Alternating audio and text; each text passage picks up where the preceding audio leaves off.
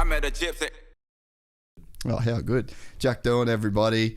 You doing okay? I'm doing pretty okay. How are you doing? You doing okay? Mate, I'm barely doing okay. That food poisoning just fully cooked me, eh? I haven't been that sick in years. Man, I had it at the start of last week, and yeah, it's honestly usually when you spew, you're gonna feel better because I got it out of me, better out in. Yeah. And then I spewed 3 more times throughout that night. I'm like, all right, I should be good. The next 2 days, like no energy, literally like opening my eyes as an effort, and you just feel lightheaded whenever you stand up, and it's like, all right, you got to get the fluids, you got to start eating, but then you can't eat because you're going to throw up again. It's difficult to try and restart, basically. Eh? Yeah, hence the coconut water. Shout out Cocabella.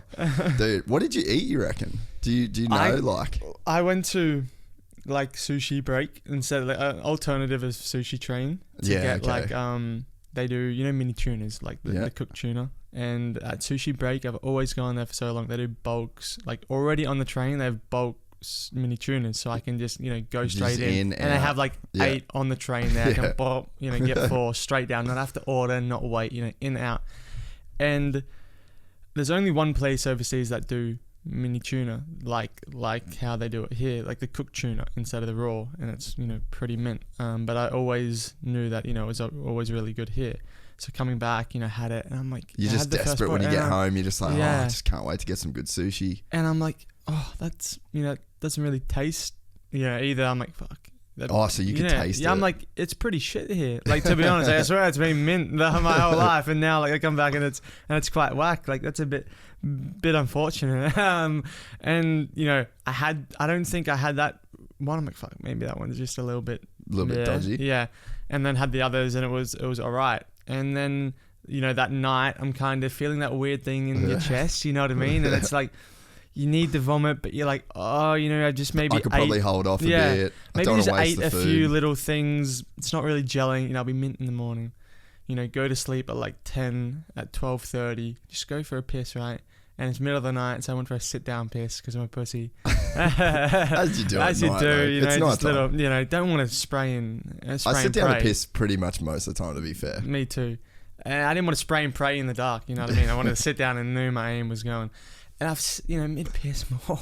I think I need to vomit here. And then I'm sitting on the pisser, so I can't vomit in the toilet. So I just spray all on the bathroom floor. And it wasn't ideal at all. Went to try and take a few Panadols, and that sort of sensation of me having thing in my mouth and wanted to vomit more. I thought I was mint. 2 hours later, in bed, sit up. Ebony was like, try and make it to the bathroom. I'm there, and it's already coming. I'm like, I cannot move. If I run to go to the bathroom, I'm gonna pass out, knock out on the floor, and be vomiting like literally unconscious. So I've honestly projectile vomited like 3 meters to my curtains from my bed, and it's just like it's hectic all over the carpet. Just like, honestly, I was shit scared immediately because I'm like, shit, mum and dad are going to kill me trying to sell this house. And I've just projectile vomited sushi, seaweed, brown, and tuna all over this cream carpet. It smells like soy sauce now. So I'm like, I called dad. I'm like, Dad, I've just fucked the carpet. And he's like, it's all good, dude. Luckily, it came out perfectly. Because I vomited all over my bed, I had to then switch to my parents' bed to sleep the rest of the night with. Luckily, they weren't there. A couple hours later, vomited again, luckily in the sink and in the shower. And then I started, from the moment I stopped sort of spewing my guts up, I started shitting. Oh, dude, pretty much the same story. Yeah. It's so, not good. It's, not really too romantic. No. But, I've been trying to chase back. I reckon it had to have been the chicken sandwich I had at QMP. That's it. That's the only thing I ate different to everybody else. I had a chicken toasty at QMP. Really? Was it a little... Oh, it was good. It would have been covered in mayo, no? Cheese as well. Salt and cheese, so you can't really tell. No. But yeah, dude, honestly, it was so gnarly. I haven't been that sick. It's crazy when you're that sick. It makes me think how much you take for granted being not sick. Yeah. Because you're just not sick most of the time. Or just when you have like a light little cold and you're like, oh, I'll get some strepsils, a bit of nasal spray. Like, oh, fuck, this is shit. But you're like, there you're chilling. You're on the couch watching Netflix, having some strepsils, which taste not too bad. And, with a bit of a blocked nose, it's a hell lot better than literally half dead, spewing your guts out. Man. And you get to that point where it's like you're spewing, there's nothing left. So it's just like contracting. You're there like you're literally in that weird stage where there's nothing coming out. Your body still wants to try and get stuff out. It's not a nice place to be in. Nah, so you're on the mend. I'm on the mend, hopefully. Still can't eat much though. I'm still kind of scared to eat. But go for toast and like that's what I've been doing. My first day, I just like banana smoothie. Yeah. And the Hydra Aid. Did you try that Hydra Aid? Yeah, you know what I mean? I've been on the electrolytes. Yeah. And shit. And then I think I didn't eat for like the whole first 2 days, and then because I was sleeping like all through the day. Then you can't sleep at night. Yeah. Then I woke up like at 3:30. Yeah, that was me this morning. I'm like, bang, go down, make some food. So I went down and had like 3 slices of toast, and then went back to sleep. And then for a few nights I was like up every day from like 3:30. It just jacks you. Because you're like your sleep pattern's just completely off. Because that first day you're just like asleep. Speaking of sleep, are you onto tracking your sleep yet? I have Garmin or I used to run Aura. You know the Aura ring? Oh, is that good? Yeah, really, really good. Yeah. But it's not a watch. You know what I mean? But it's more accurate. I think it's more It's the accurate, most accurate. I think it's like 73% accurate. And that's the highest accuracy of sleep device. And then you have like that Whoop. The band, and then you have your Garmin watches, but it's nothing's 100% or even 80%. The Aura at 73% is the highest accuracy of a sleeping device. That number might not be exactly right, but plus or minus a percent or two, and it's quite good. Yeah, but it's ridiculous. Did you get like into it? Way too into it. Really? Like on the basis of I got it between Spa and Zandvoort last year. Yeah. So I just had, an awesome weekend last year in F3 in Spa, and my Aura came. That's my track, by the way. Yeah, exactly. You were good in the Ferrari on the sim, weren't you? Remember? Yeah, I was. Only like 14 seconds off or something. it was quite good. I think I smoked in the last sector or something. I can't remember. Yeah, maybe. Yeah, that chicane's good straight, isn't it? And I got it. I'm like, sweet. You know what I mean? I get to track my sleep, see, exactly how much sleep I'm getting, when I'm going to sleep. And it stuffed me up so much because I was so focused on my sleep that honestly I was waking up, right? And going, okay, like the first thing I'm doing is checking my phone for Aura, right? Yeah. I'm on the Aura app and I'm like, why is it not updating? Like, what? It's not sleep? It's not updating, right? It's not loading. And I check and it's like 2 a.m, bro. My body still thinks I'm asleep. It hasn't finished. Yeah. I'm like, dude, what am I doing? Like, it's 2 a.m. Go back to sleep. But as soon as I woke up, I was like, Aura, check my sleep, And I had the shittest night's sleep that whole weekend because I was so focused on, tracking it and monitoring it and seeing, all the little different things. But I think the best thing about the Aura ring is the HRV, the heart rate variability. Yep. Because you can tell. That's just come in on my Garmin. Has it? Yeah. Because it's so good to track. You can track if you're gonna be ill. 2 to 3 days in advance of when you get sick. Yeah. Your heart rate variability goes up. Just ever so slightly down. So if it drops ever so slightly, there can be obviously different. Yeah. No, you're exactly right. And like this week, you can literally see like the way that my heart rate variability went down when I'm sick. Yeah, like it's insane, eh? Wait, so what's your average? Is it like mid 60s? Is it 76? 76, yeah. 75, 76. Which I think that's kind of on point. It's when you drop below. I actually was reading a bunch about it yesterday because the watching has been really good. Like I've been super into it with like the sleep tracking and all that sort of stuff. No, it's good. It is good. I was doing the same thing. Like I'd wake up in the morning and I'm like sitting on the shitter and I'm like scrolling down on the thing trying to refresh it. But I wear the strap when I do jiu-jitsu. Yeah. And I wear my watch when I ride, as you can tell by the screen being completely fucked. Now every morning on race weekends, we have like a sheet to fill out on sort of P color 1 to 5. Oh, really? Sleep out. Hours slept. Does your trainer average. give you all that? Yeah. Yeah, So just yeah. on like an Excel spreadsheet. Yeah, and he's a fill it G. in. We met him at Barcelona. Yeah.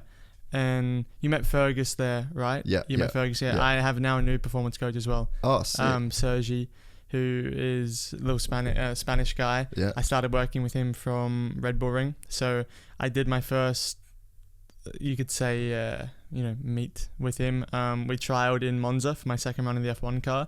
And then he couldn't actually do Silverstone race weekend because he was racing the 24 Hours of Barcelona on bike. Oh, sick. So he rides. And then, he stopped that to then become, my full-time performance coach. Moved to Monaco at the end of August as well, or just outside. Sick. So we're, there every day together. So he's a really cool dude as well. But yeah, so, your heart rate variability, average heart rate, sleep out of 5, soreness, fatigue, etc.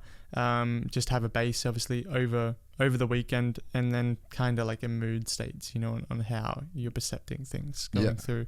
So it definitely helps having a device that you can accurately have good readings from, which, help us for those reasons as well. So what's your HRV sit at? I think it was like between like 110, 120. That's high, eh? Yeah. That's good. I think for my age and for that group, yeah. If I dropped like high 90s, like that was like, I don't know, not ideal, or not ideal, just like from where I was, I was like I remember around being like 118 area. And then I think when I was sick, I would go like 70s. Really? Yeah. So COVID and so on. And I remember COVID, my resting heart rate, not resting, but I just remember during the day, like checking my heart rate. I think in COVID, like I was in the low 50s to mid 50s for resting heart rate, when normally I'm like 37, 38 really? On resting heart rate. That's hectic. And during the day, I remember just looking, and it's like, I'm just sitting there, and it's like high 80s during the day. I'm like shit, like this is not good. I tried to go for a surf when having COVID, and as soon as I got over like 110, I just went into a coughing fit. I literally went in, I couldn't clear my throat, and I needed to go in. Like it's like 110 boom limit, where when I'm training, I'm going into 200. Yeah. On I'd say a normal basis is at least over 190 to 200, on a regular. So to have that limit, cut at 110, and you're literally dying. Yeah. When you could normally double that. Yeah. And you're literally there, like my throat's not clearing of phlegm and cough, and I'm like, can't breathe, can't get it clear. And it's just crazy, like how it's almost like it's a safety, your body's it's like a rev limiter. Yeah, it's like your body's like, no, we're in maintenance right now. You know what I mean? We're in recovery. Yeah. This is a safety. You know what I mean? At 110, this is the limit on the engine. We can't. You can't put it. You need to bed this baby back in. You can't go. This is your hard limiter, 110, and it's low. But that makes a lot of sense. Like, that's a good way to say it. In a way, that's all I could really think of. And then you slowly, get back to where you are, and it's just sort of opening up the gears that little bit more. But yeah, I struggled recovering from COVID, and then the third jab, because the day I tested negative at the airport of the day that I was flying, because I needed to come straight back. I needed to fly straight. This flight here? No. Or when was it? So I had COVID at the end of January. Yeah. And I needed to fly straight from here to the training camp with Alpine. We had a 2-week training camp in Tenerife, in the islands, in Canary Islands in Spain. And so I was still the morning of my flight, I was still positive. I'm like, I can't be positive. Like, I need to be negative. So luckily I turned a negative test that afternoon, and I was able to fly out, and I flew straight to Tenerife. And I went in, after being shitted for 10 days, straight into a 2-week training camp of putting my heart rate like 204, 206. And it was hectic. Like, it's still, the performance wasn't bad. Like, it was still strong. It was just super hard for you to do it. But it was just like, it was I was so sore. Like, you know, I was drained cardiovascularly. I don't even know. On my cardio, you know, on my that's pretty much like the worst side of things. That's like the worst thing with COVID, I reckon, is like the effects that it has on your stamina. Because I noticed that training, like you get so winded when you shouldn't, or when you normally don't. But I just wasn't recovering. My muscles weren't recovering. Like on day 3, day 4, and you're literally walking to breakfast, and it's just like you're like a brick, and just everything. And I'm like, dude, like we had like, you know, a break, kind of an hour and a half for lunch, and then sort of whatever, you know, depending on how long lunch took, and then back to training, and a few of the other boys too. But literally, I would either sleep, or in all my spare time after dinner, I'd just be there with the massage gun. Yeah. The whole time, literally just on the couch, just like doing nothing else but trying to recover. Yeah, because it was heavy, and then I was on the mend, you could say, from that, and what was it? I think I was just about to fly to no, it was after getting back from the Bahrain test, pre-season testing, and I'd obviously had COVID 4 weeks ago or 3 weeks ago, and they said, okay, you know, to go to Jeddah, you need to be triple vaxxed. And I'm like, well, I don't, because I'm 3 weeks post-COVID, you know, and that's supposed to last 6 months or whatever. Yeah, or the antibodies. Yeah, antibodies or whatever, you know. If I was to have a vaccination right now, I could potentially die because my antibodies are through the roof. Like, before my dad went to get his first vaccination, you know, he went and saw a doctor, got his, you know, test, and they're like, no, don't get the vaccination right now. Your antibodies are way too high. You know, it could harm you, badly. Yeah. And they're like, yeah, no, they don't accept any forms of certificate, any forms of, you know, reasoning why. What country is Jeddah in? Jeddah, Saudi Arabia. Okay. They're either like, you're triple jabbed, or you're not racing, or you're not entering our country. So I'm like, so it was on that day, like, all right, we need to get you in now to go get your triple jab. So I'm slightly shitting it because I'm like, shit, you know, I can have a severe reaction here, or potentially worse. You know, it's extremely high because I've had COVID 3 weeks ago. Not a month, not a couple of months, like 3 weeks ago. I literally just recovered from COVID, and now you're going to put the third vaccination in. And you know, luckily I didn't have a reaction that would result in, you know, going to hospital or, you know, life-threatening. But I was way sicker than I ever was with COVID. Really? I was, you know, all for the next... And I got sick and I recovered a little bit for the race for Bahrain. And then the slightest climate change, the slightest different, you know, sort of, you know, environment like or whatever, like boom, sick. Like then whole weekend in Jeddah, super sick. I think Imola was okay. Barcelona, boom, I was super sick. At that rate, I'm in blocked nose, I blocked ears, I was done.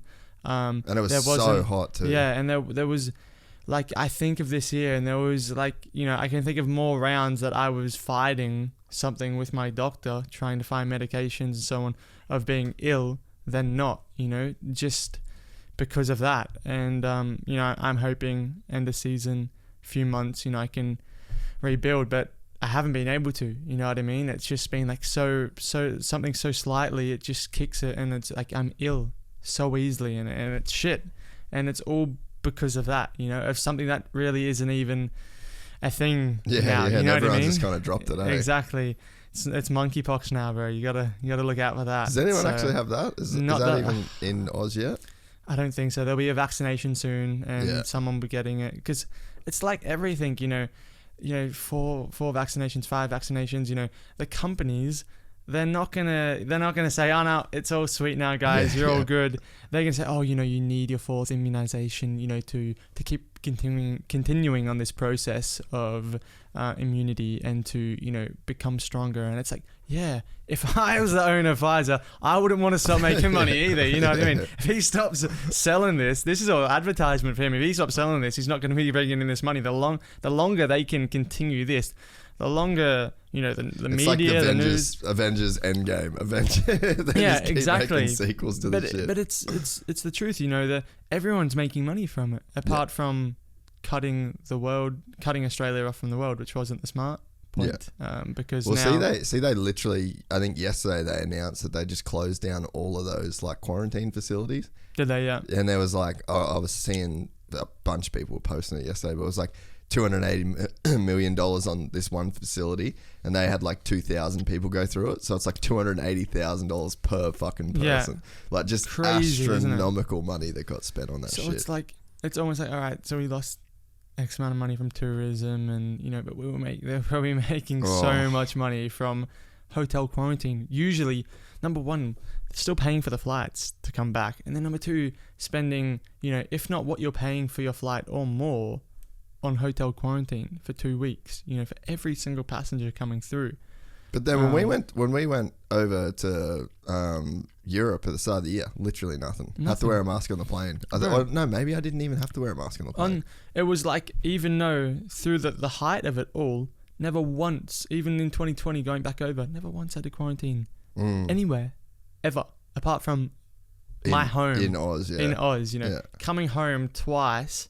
And yeah, you guys all copped it, eh? Like you don't look forward to coming home because you're like, I can't get excited yet because I have to quarantine for 2 weeks when I get home. Yeah. So I can't see anyone. I'm not keen. You're excited to get home. You're like, oh yeah, sweet, on the plane. But it's like, shit, 2 weeks ago to where I am now. That's what I have to wait before I can see anyone and actually enjoy being home. Yeah. And it's depressing, you know what I mean? Because it's like you get in the morning and you find out in the afternoon that this is day 0. Yeah. That you're not even on day 1. And that's when you're like, dude, like this is heavy. Well, I had to do 7 days in Jakarta when I went to Bali at the start of the year. Yeah, so that's all I had Which to is do. like 1 week's not bad, but yeah, it was actually fine. But if I had to do that again, it would have been pretty shit. Yeah, but you think like when you're at day 7, you're like, all right, done good, let's go. It's like, all right, but you need to do another 7. That's when it's like, well, they knocked on my door. And I was like, oh, what's going on here? And they're like, oh, you got to get your COVID test. And I was like, oh, sweet. I thought I had a whole nother day. So I like got out a day before I actually thought. Oh, no way. Yeah. Oh, sick. Yeah. And then I figured out on the last day too. I asked the guy, I was like, oh, can you open that balcony for me? And they're like, yeah, sweet. No worries. So I had like a balcony the whole time. So you didn't know that you could open that balcony? It was locked and I was like, oh, it must be like for quarantine. And they're like, no, we can open it. Oh, really? So I cooked myself the whole trip. Completely. And then you know what else was cooked? Didn't surf in Bali the whole time either. What? Yeah, fuck that up. I just didn't try to get a board, didn't get a board, and then I just did jiu-jitsu the whole time. How long were you there for? 6 weeks. 6 weeks. You didn't surf once. Nah, I thought you'd like that. I'm pretty retarded. Bro. Yeah, I cooked it. How? Surely you could get a board, dude. Yeah, I could. Yeah, I probably could have, but it just didn't end up happening for me. So you prefer to roll down on the mats than go for a wave? I would have liked to go for a surf, but yeah, just didn't make it happen. Just didn't make it happen. 6 weeks, bro.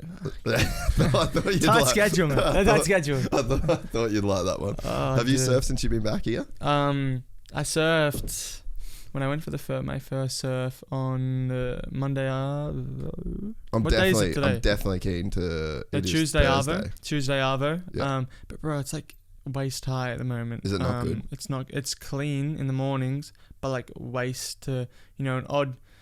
I think in Palmy, like 2 avenues down on my left, there's this little bank that's doing a shorey. That's the last time I was surfing was like that little bank down there. Yeah. It was actually pretty good. But I'm just on. I have like this 5'8" shortboard foamy from JS. It's like a 38 liters. Yeah. So it's a boat. Yeah. But it still performs, so it's fun rather than getting like a foamy mallet, you know what I mean, and the thing being a boat. I've got one of them MF ones. Oh yeah, I know what you mean. The twin fin. Yeah. They're so good, eh? So fun, huh? So I just on that on Tuesday Arvo, and then yesterday morning, and then I was training this morning from 7 till 8, so I got up at 6. I'm like, to go maybe get a little wave, but I'm like, dude, I'm in a 1 mil wetty top. It's like raining. It's 16 degrees, and it's like a foot. I'm like, dude, it's not worth it. This is not worth it. The juice ain't worth the squeeze. This is no way, bro. I'm gonna be freezing my nuts off, and it's not even worth it. I would 100%. If it was any good, I'm like, yeah, I'd go in boardies for it. You know what I mean? I don't care if it's cold. I want to enjoy but this. Not for 1 foot. Not for. I'm like, dude, like this is not worth it.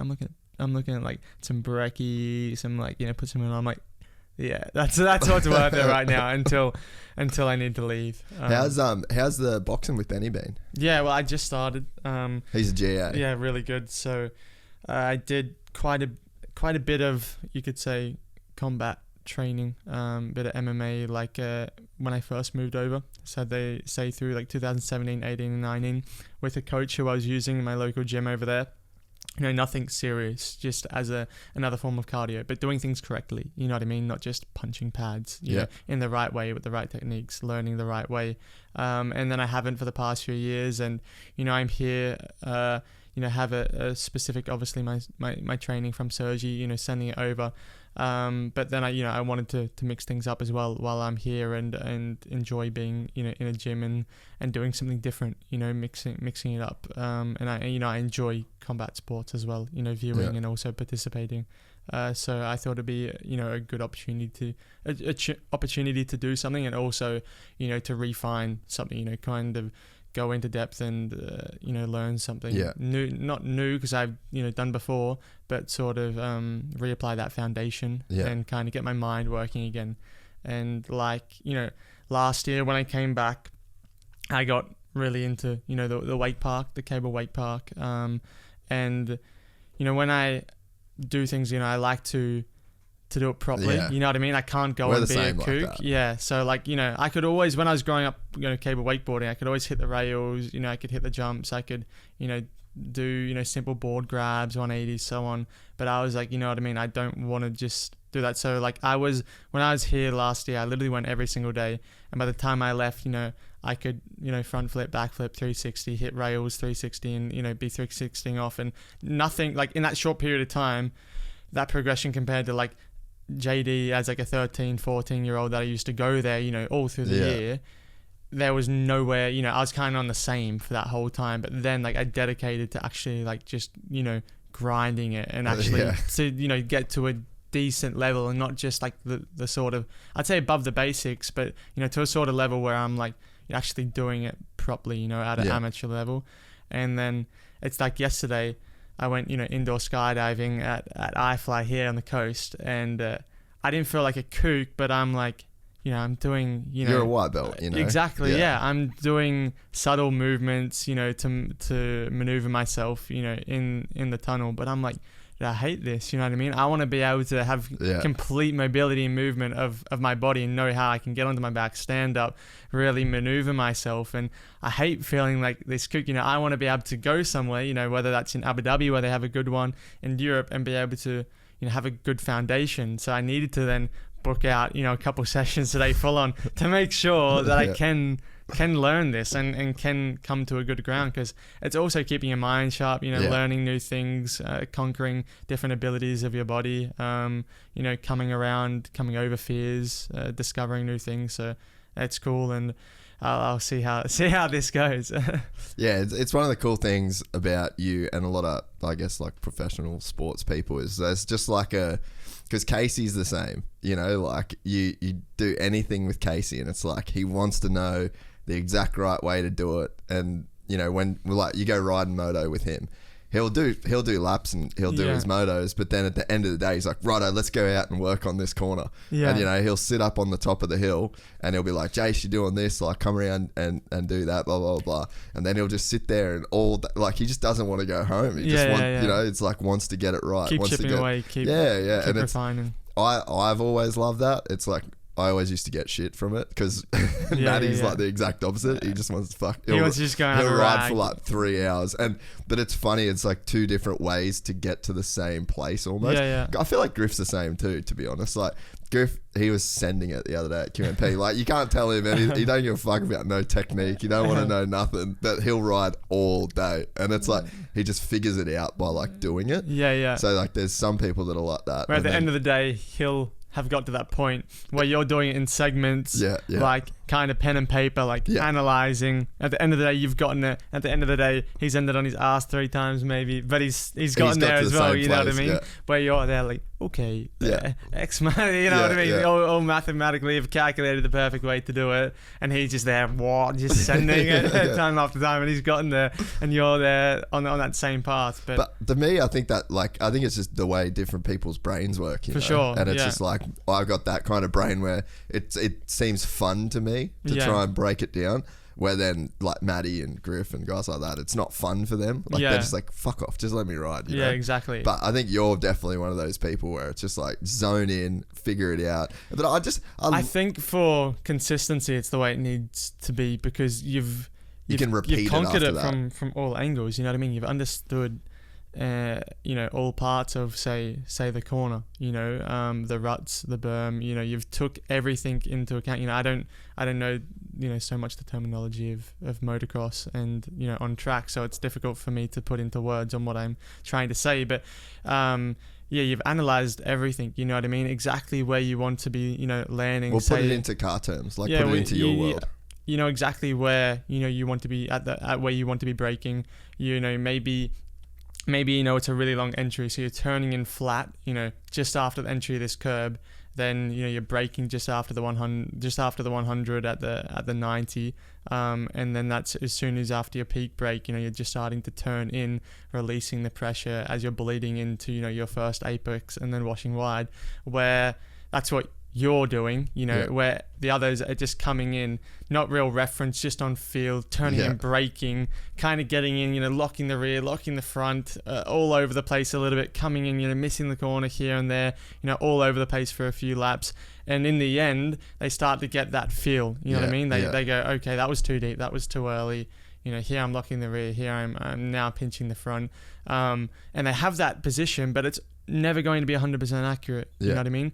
Where we're on reference, we know at the beginning of that entry curb, we're starting to turn in just past the 100. Now we're braking. Soon as after the initial hit of braking after the 100 at the 90, we're coming off the brake and starting to turn, to actually crank the lock on. And that's not going to change. The entry curb's not going to change. 100 board's not going to change. So if you do that exactly right, you're going to be hitting that 100% every time. But if you're on feel, which some drivers are on feel, some people, you have your reference, but you're locked in on feel. And it's both ways can work, but in order to do it 100% right, especially when you get to the you could say the like higher end of the pyramid, it needs to be 100% on reference, because you're relying on that, you know what I mean? It can't be just on feel. And sometimes it has to be in the wet, you know what I mean? You have to be on feel. You don't know. You're starting the race and it's wet. You've got no rev. You haven't done any wet running on this track. You haven't done anything, and you have to go out there and you need to just have that feel. Your reference is it's 100 in the dry. Into this hairpin. So you're gonna go, I'm gonna give myself 50 meters. So just maybe around the 150, I'm gonna lift out and coast. And that's either gonna be, you're either gonna go, shit, I need to put more pressure on, or oh no, that's a little bit early. And then you judge that for the first couple laps, or for the first lap, you get a feel of, you go on a reference in a way, you know what I mean? Because you're not just going in blind and going, oh, okay, this is where I'm going to go. You have your reference from your 100s or your 50 in there. So you're kind of going to go 50 meters back, and then that's where you're going to bleed out of the throttle coming onto the brake. And that's where you're going to know, okay, that's too early, that's too late, you know what I mean?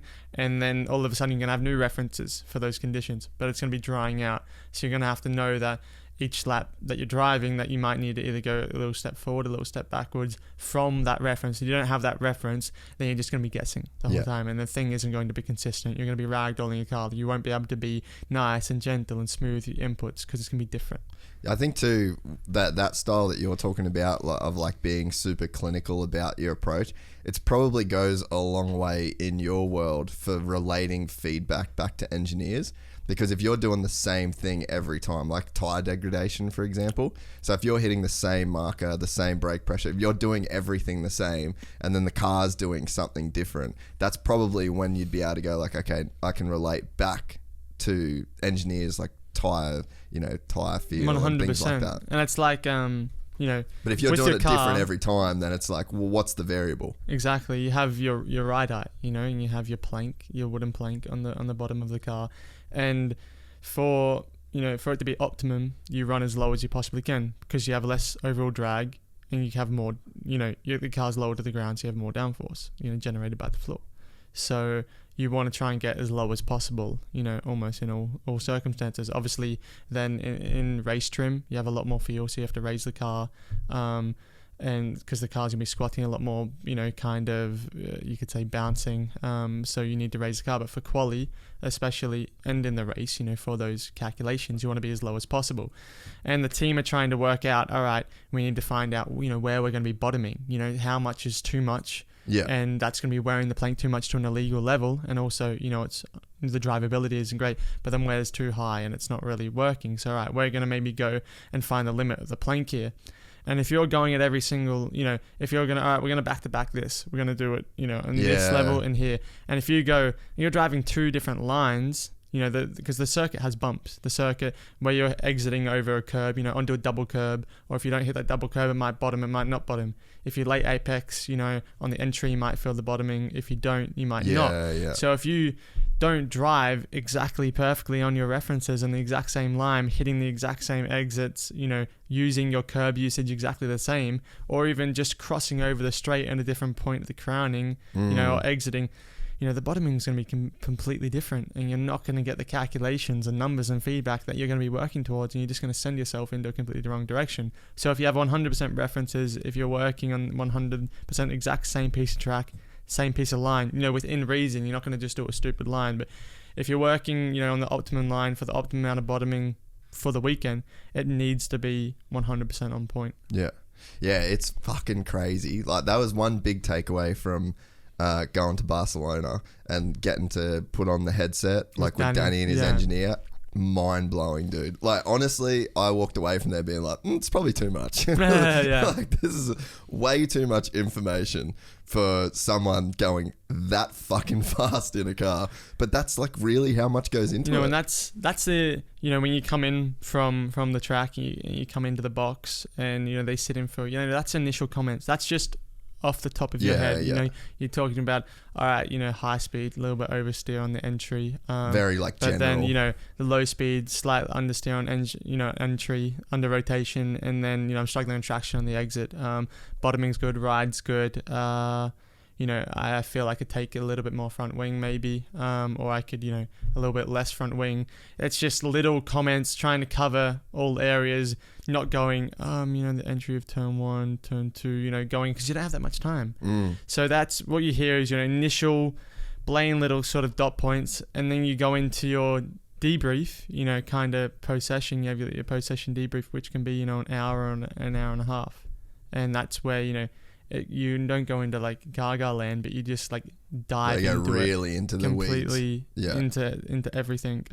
You'll debrief the session, driver, engineer, going through the run plan, the times, what happened, and then you'll dive into it and then download the data, and then you'll go through it, you properly. So it does get deeper and deeper, and then as you move up into Formula One and you're doing, say, Formula One test days or private testing, and it goes further, and these meetings are longer. There's a lot more people, kind of watching in, and there's a lot more people involved. There's so much more areas to be covered. And it just gets obviously more and more full on in that department. So it is a lot to sort of understand when you're green, you could say, to that department. Well, even like because we could hear the whole session. So like we had the headphones on for like the entire like FP1, FP2, and then quali. And like in the free practices, it's like, okay, we need you to go through turn 2 at 120. And then the next lap, we need you to go through turn 2 at 140. And they're just trying to get all this data on the car. And just for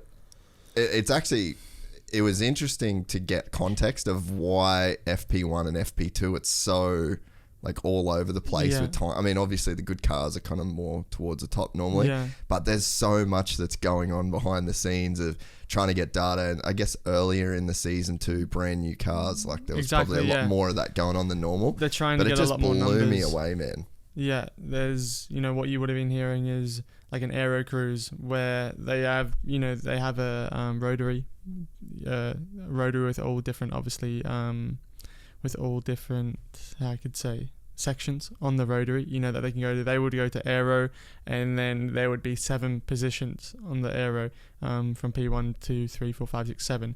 And depending on, what position they go to is what speed they'll cap it out at. And they go, all right, after turn 12, go to aero position P4, and go flat, and it'll be a 200k limit. And after turn 12, you might have a straight of a couple 100 meters. You go flat, and it just limits at 200 down that straight.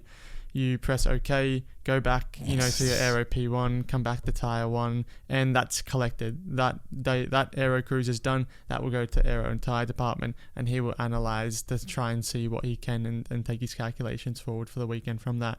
But then they can do that in basically however they want. So that's what you would have been hearing. That is typically done in P1 and P2 sessions on in laps and out laps.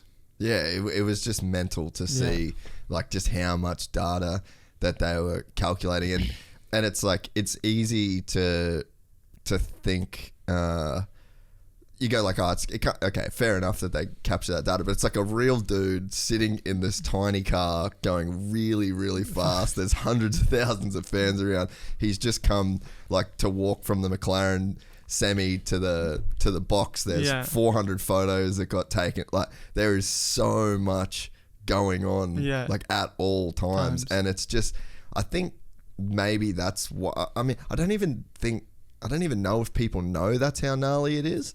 Like I think from the outside, especially with like the Drive to Survive and stuff like that, I think people see the sport for the glitz and the glamour and, for what it is. And I guess people talk about the technical regulations and I guess they try to make it come across like that. But I just honestly don't even know if it fully gets across just how gnarly it is. Yeah, I think, with obviously Drive to Survive, people are becoming more involved in Formula One with a very subtle understanding of the sport, and then they're trying to be more open, or maybe not trying to be more open, but people are paying more attention than to Formula One, and then are seeing more press releases on technical infringements, financial disputes, contract issues, so people, this is conversation starters for people now, and topic pickers, so people can go to their breakfasts, go to their lunch, go, oh, did you see on Formula One this contract issue between McLaren and Alpine, or did you see two teams, Red Bull and Aston Martin are over the budget cap, like whoa, but like not really understanding what that means. Like they've done something wrong, you know what I mean? What, like that's cool, like and then it's like okay, and they try and then improvise on what their sort of understanding of it really is, but now people are just becoming more involved in the sport, but that's on what they want you to see, you know what I mean? That's what's showcased, but people are not shown the other side of things, what you were talking about, which is obviously mostly showed in Formula One and mostly felt in that obviously area. Then it kind of drops away as you go down that ladder. I'd say then IndyCar, Formula 2, it's not IndyCar is your premier in the US, or you might have the top class World Endurance Championship, and then your V8 supercars, which is where would kind of drop down, but they're the top tiers of the areas that they're racing. F1's just on its own level, like a whole level of its own, really, eh? Like it's a pretty massive jump, it seems like, from, let's say, IndyCar to F1. It feels like a huge 100%, jump. yeah. Like the thing is, if someone makes a silly mistake in the in the V8 field, maybe runs into the back of someone, it's he's stuffed up, it happens. But if someone makes a mistake in the Formula One world of things, you're going to get brutally roasted. Hammered. You know what I mean? Massively. Yeah. From blokes you do not know on the other side of the world, just, having their own opinion, before there's even a reason, you know what I mean? If for somewhat reason you wouldn't know that, for some reason old mate's rear brakes have failed, and he comes in, locks up and, doesn't really know what's happened himself and goes into the back of someone. And got that much time to react. You know what I mean? But his rear brakes are gone. There's nothing he could have done. But it looks like he's locked up and he's come in and gone into the back of someone.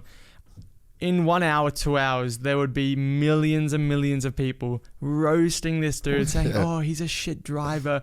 Where's that talent? How's he gotten into Formula One? They should sack him." Blah blah blah blah blah. All this roast, right? And it's like his rear brakes failed. You know what I mean? There's nothing he could have done. But people they don't care. It's anything that they can use to stab out at anyone. And it's always going to be the same. Monaco this year. Same deal. Not knowing that, they were trying to go lower and lower and lower with the rear ride height. and to try and find the optimal, and especially with the porpoising at the moment, the floor is such a key component to the car. It's so efficient, which is why they're having issues with the porpoising, because it's got that much suction to the ground that it's then bottoming and then bouncing back up. And they're trying to go super low. Monaco being a super high downforce track, and he's coming through the swimming pool section, so much compression, cars being sucked to the ground, and honestly, the car canoed. So he's bottomed out, and he's essentially got both front and rear wheels off the ground, and the car just loses it. Yeah. He's canoed it, you know what I mean? He's starting spinning, and you got no gravel trap there. You've got Armco, and he's gone straight into the wall. Everyone's like, oh, Daniel stuffed up again, puts it in the wall, and it's like, no. They were testing, trying to find how low they could go on the ride height. He was probably trying to give it full beans as well. And the answer was not that low. Yeah, and it didn't work. And he puts it in the wall. No fault of his own. I'm sure he wasn't half sending it either. He was probably giving it large, and it just didn't come together. Bottoms out. He's in the wall, and all of a sudden there's so much hate on him. And it's like, wait, some people do mistakes, yeah, and all right, they don't deserve to be clapped like that, you know what I mean? But they have made mistakes, you know what I mean? So there's a reason you have to accept that's how it's going to be. But when there's something outside of your control and it happens like that, that's the cruel side of things.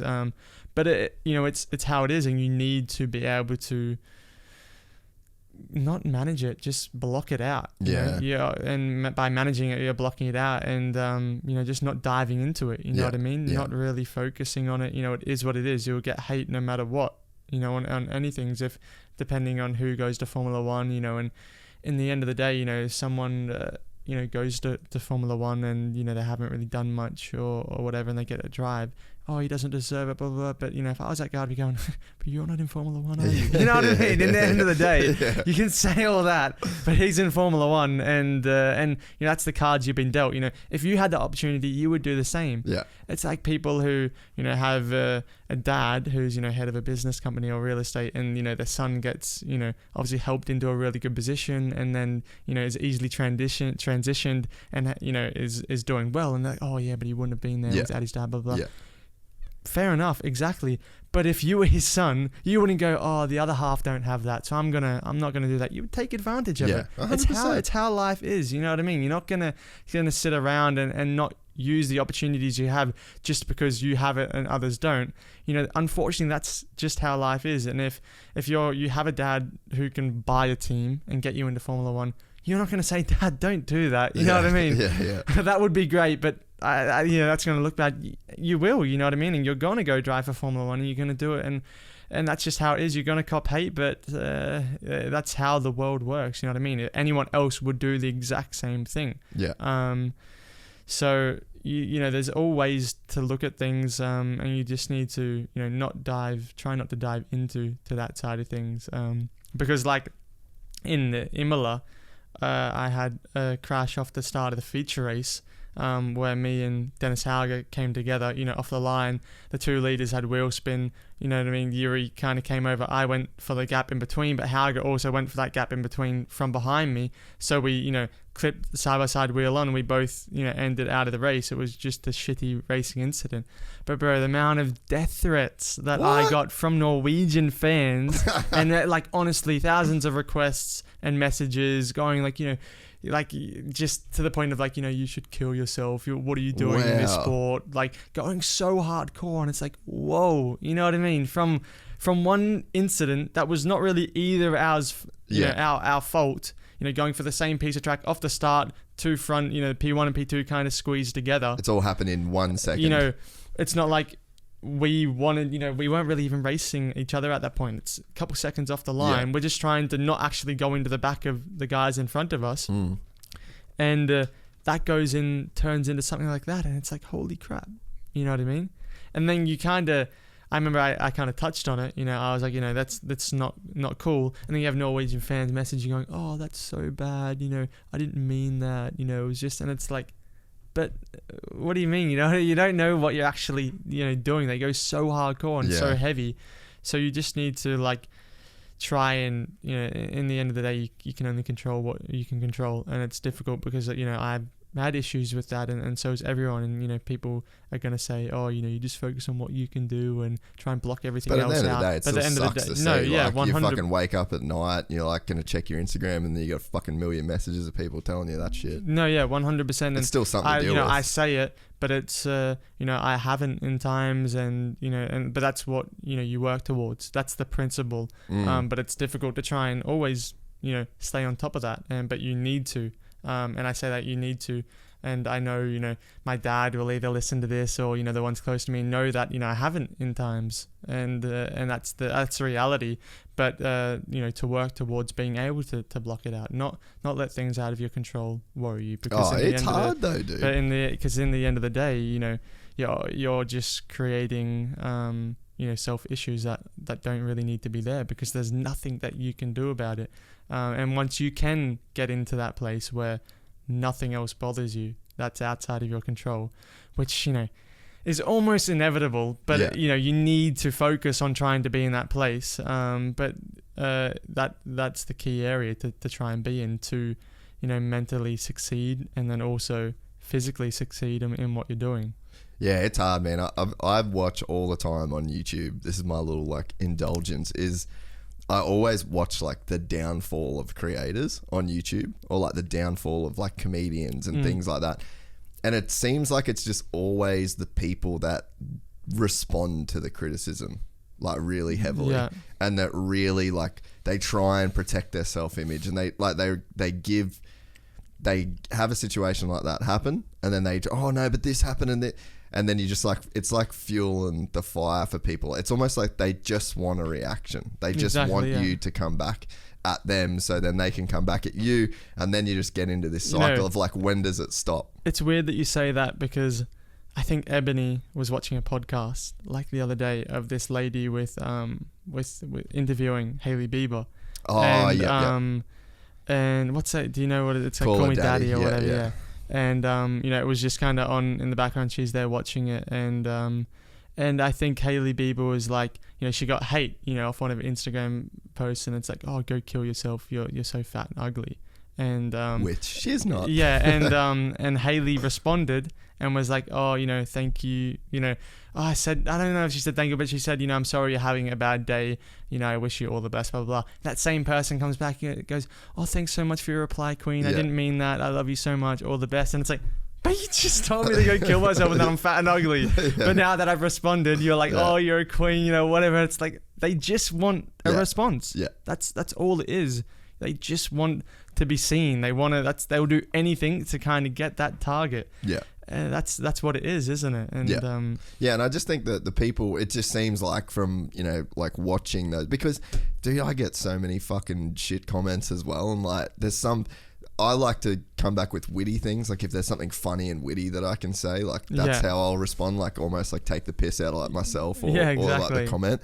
But like at no point am I ever gonna try and like justify myself to some random dude I don't know, or try and like make them feel better, or like stop it's all just nonsense, you know. And I think that, I guess that's one thing that I've learned from like studying these people, is just like, you can't respond and you can't just buy into it. You just got to like do the best you can. It's honestly one thing that watching Danny move the way that he did through the whole McLaren thing, like never did you see him respond. Never did you see him try and come back at all the people that were talking shit on him. He just kept going. He kept going to races. He kept doing his thing. Put out, you know, one statement saying that he was committed to the team and he wanted to do the right thing.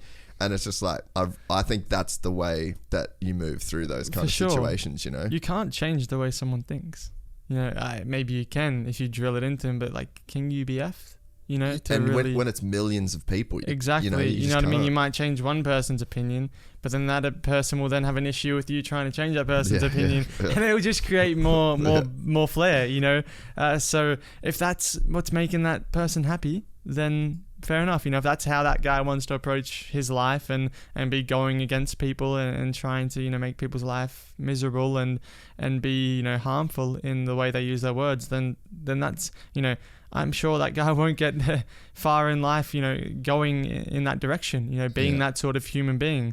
You know, maybe he's doing it right for now, but, you know, there will be a time where if that is how that person reacts in situations and speaks of others, it will come to bite them in the back, you know, sooner rather than later. So you can, you know, focus on yourself and what you can do, and maybe, all right, how can I do to get, you know, what can I do better to fix this situation? You know what I mean? To ensure that, you know, I'm always going to get hate. I'm always going to get people trying to, you know, make our lives miserable because it's jealous. You know, you're doing something you love, which the world, also a majority of the world loves and wish they were doing that too. So they're going to do everything they can to try and make you feel shit about it because they wish they were doing it and not you. And that's the reality. So you think, all right, how can you know, I do my best to not, you know, to make people's not perception, but like how Valley, you know, was in the sport in MotoGP. You know, obviously there's always going to be people that you know, criticize and have hate, but, you know, to try and get people behind you, you know, to make them feel involved in what you're doing, you know, really create a fan base that is pushing you forward and not criticizing your every move, instead of being like, oh shit, you just should sack him, being behind you going, you know, it's all good, let's go forward. And I think that's, you know, that's from how you treat your fans, how you respond to your support, how you really sort of create that from the start, and to ensure that you have a solid, you know, foundation around you. No matter what you have there, you'll have the Marquez fans, you know, wanting to kill Rossi, and the Rossi fans wanting to kill Marquez. That's how it is. But as long as, you know, Valet or Mark's got that solid backing of their own people, you know, in essence, that are there to support you and to support you as a rider or a driver and going forward, then that doesn't really matter. You know what I mean? But if you don't have that, then it's difficult because you don't really have that certain sort of, you know, fan group, that loyal base behind you. So you just have, you know, people switching. You know, they're one weekend you do well, they're a Ricardo fan, and then he fucks up, and they're like, oh, he's a dick. You know what I mean? What's he doing?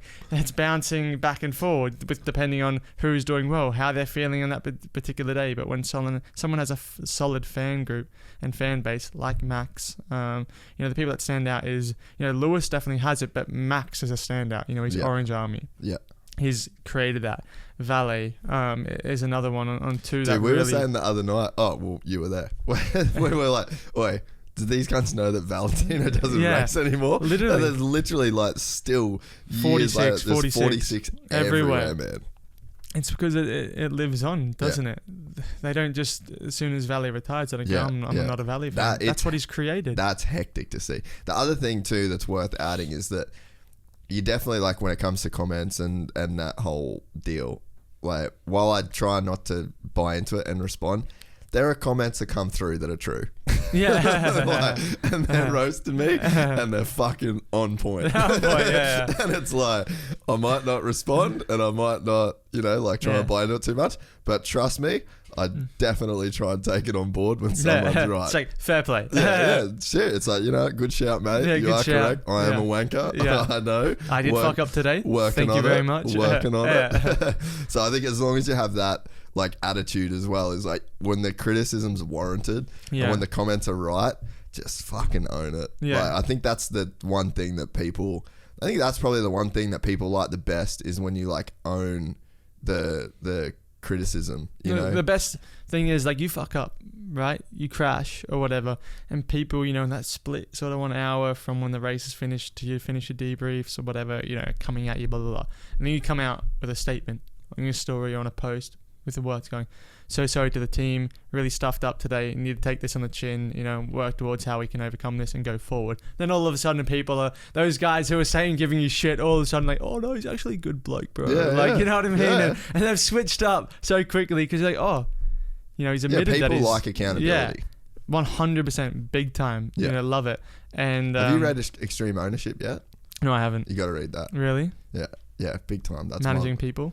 No, it's just like, it's literally about owning, like, all of your fuck ups essentially. And like, if you're because the guy that, you know, Jocko Willink, you would have heard of him, right? No, I don't think I have. Really? No. Oh, you'll like this shit. Really? But yeah, basically, he was like a Navy SEAL commander, like Yeah. SEAL Team 6, one of the fucking G's of like Iraq and the Afghan war and stuff like that. But yeah, he basically just says, like, if someone fucks up on your team, it's your fault. Like, you have to own that, whether it's your...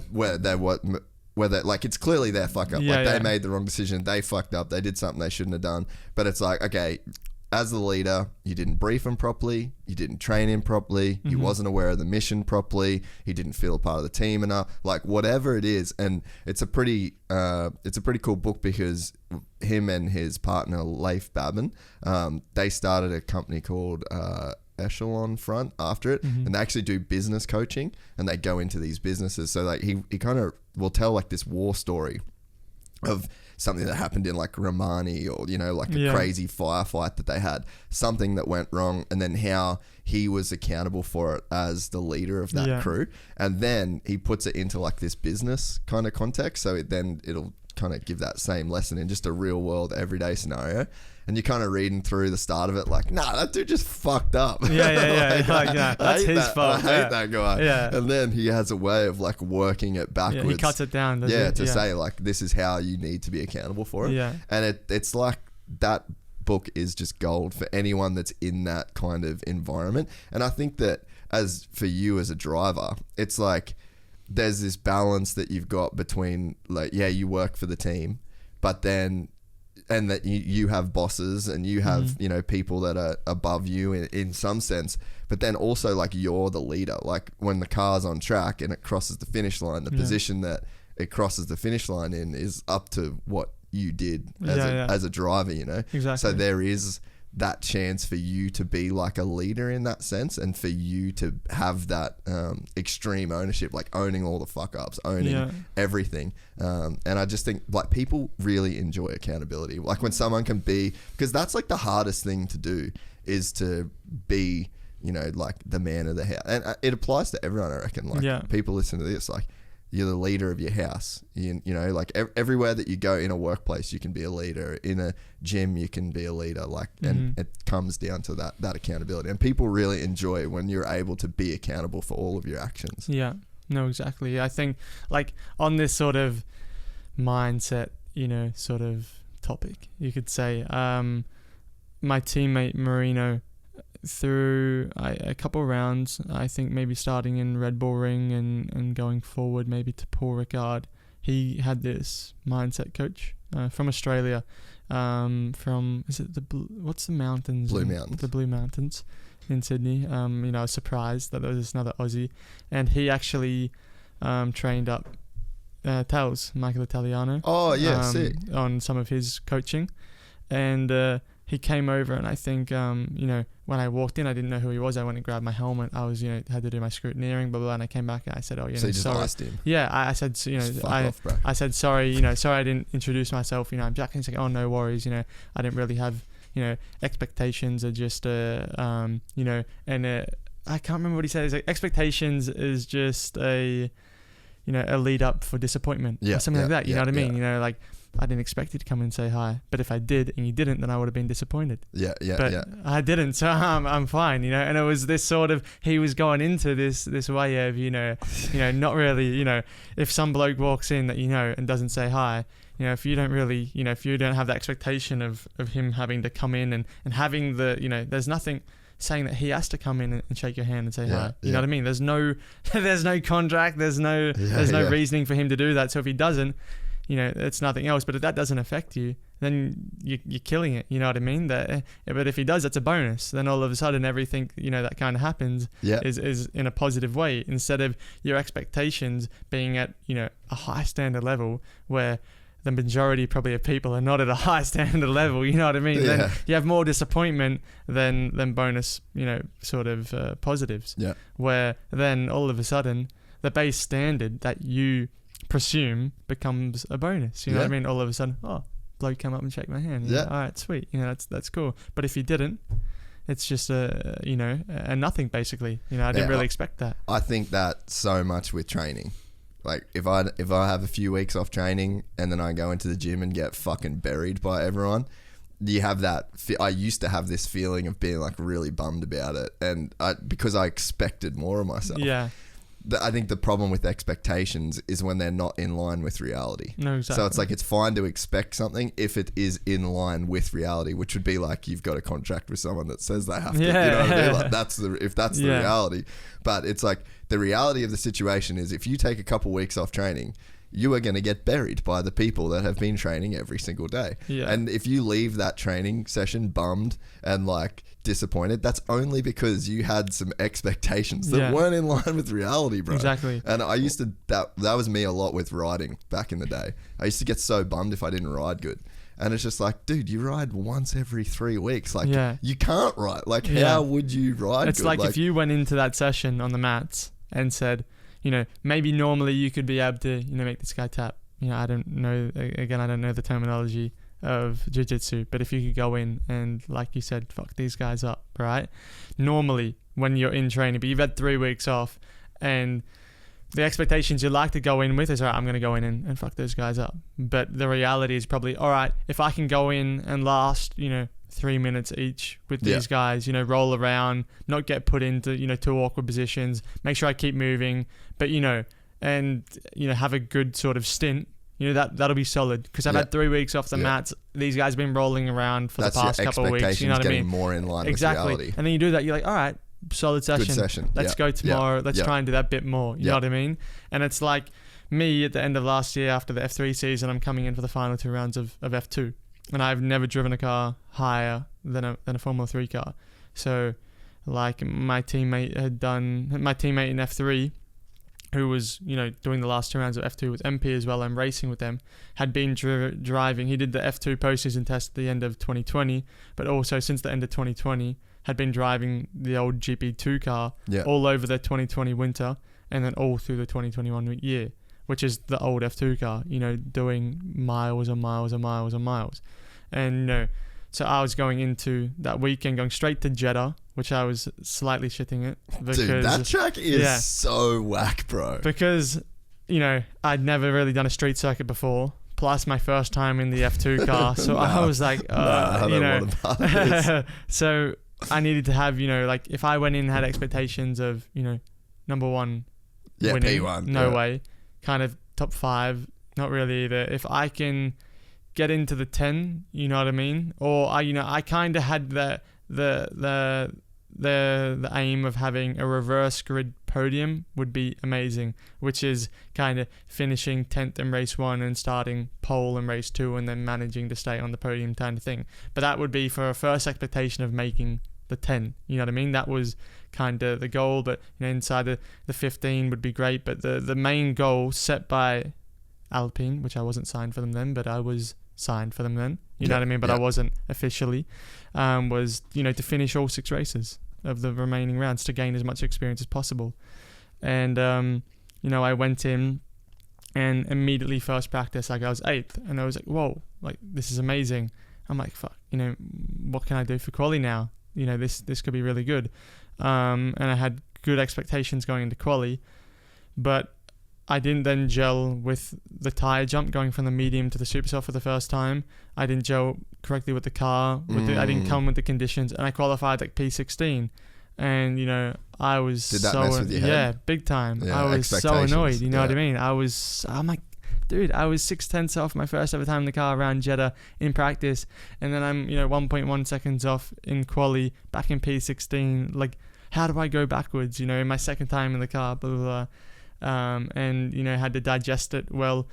Race 1, you know, I almost finished P10, finishing P11, you know, almost got reverse grid pole. I probably could have gone for a lunge, but I wanted to finish the race, you know, and make sure I stuck with it. And then race 2, I started P11 and finished P5, you know, almost was on for the podium, which was, you know, an awesome result, and which was, you know, was quite big at that point. You know, got a bit of publicity and was quite strong for, you know, a rookie just jumping straight in.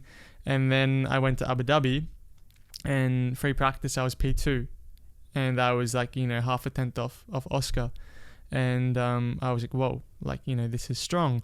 But then I was speaking with Fergus, my coach. Then I was like, okay, but do I hope for pole now in this quali? I don't know where my expectations should be. I don't want to go in with expectations of top 3 if that's, not realistic. But I feel confident with my P2 in practice. Everyone was on the same run plan. So I want to go in with that expectation.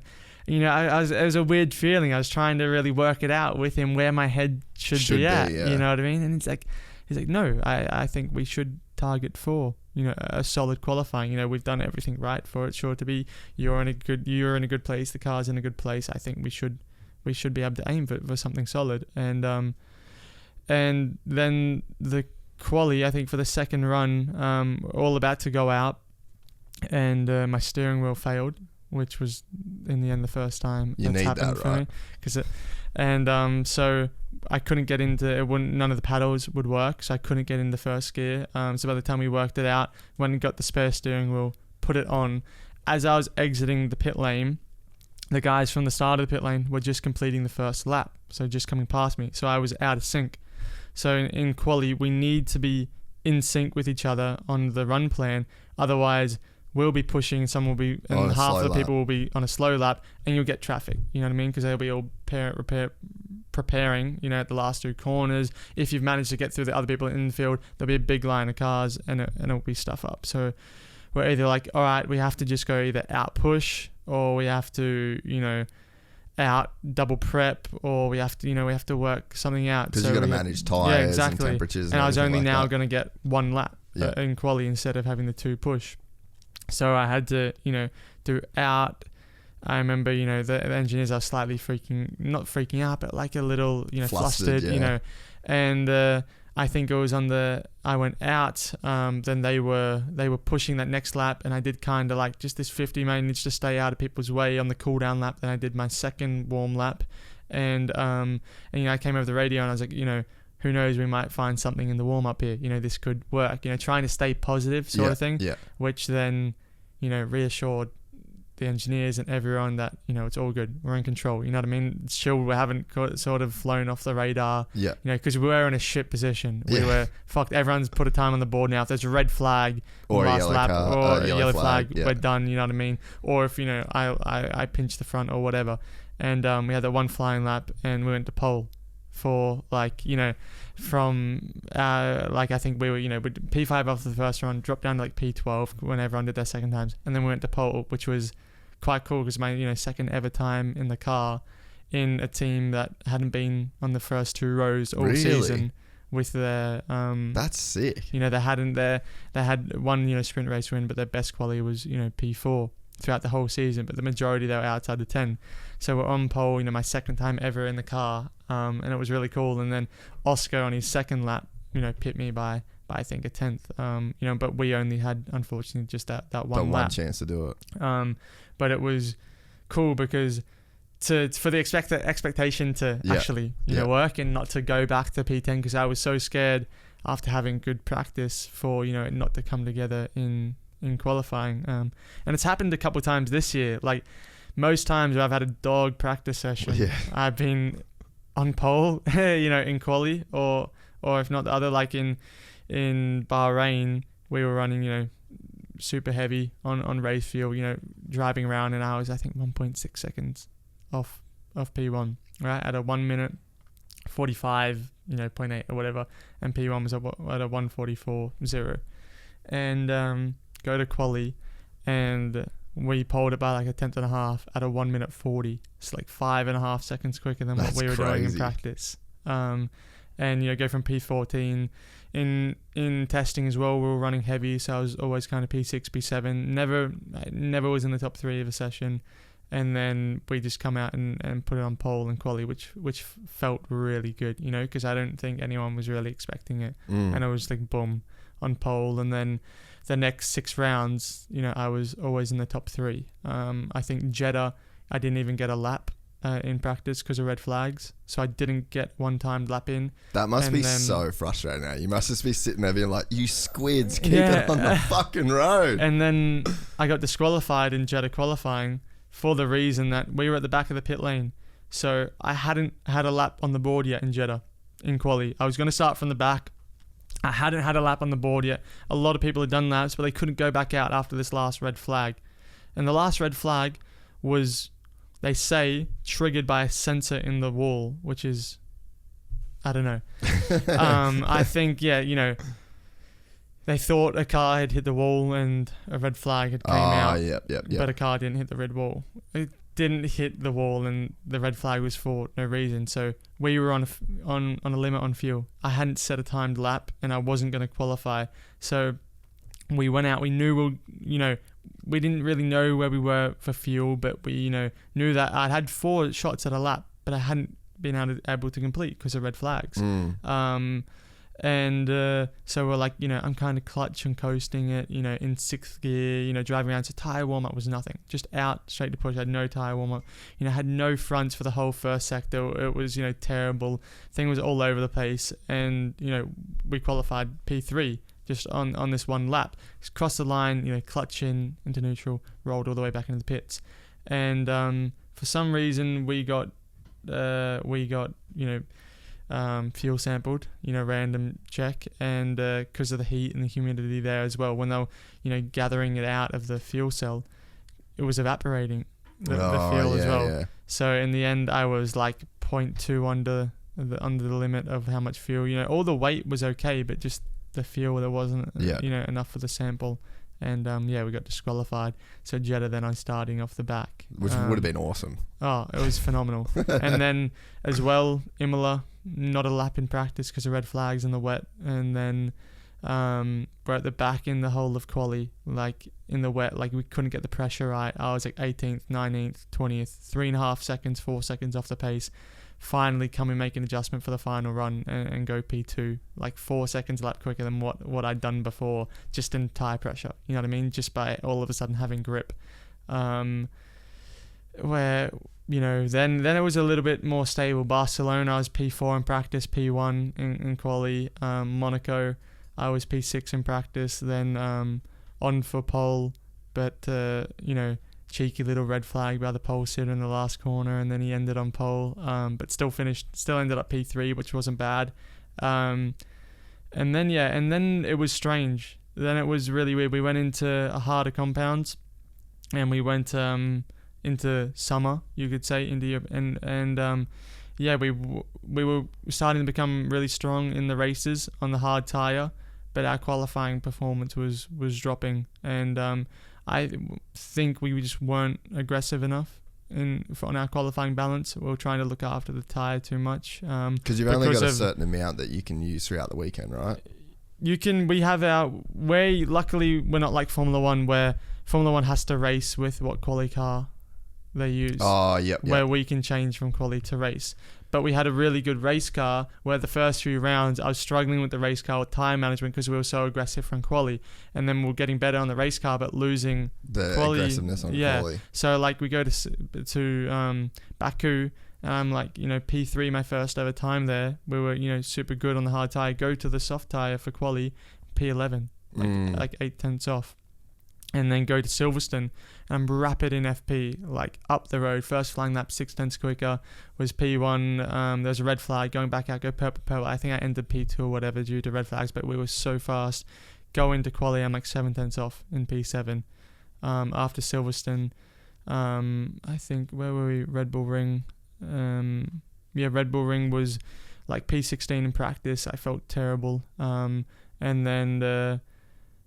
then I think after the first run, I think we clicked there. I was like 4/10 clear of anyone in pole after the first run. Second run, I just didn't get it right. I didn't hook it up, and I ended up like 6th, 1/10 off. So it was super close there, but I think I was a bit too close. I wasn't 100% comfortable, but it was another one of those things where the first run was so good, and then the second run should have made an adjustment.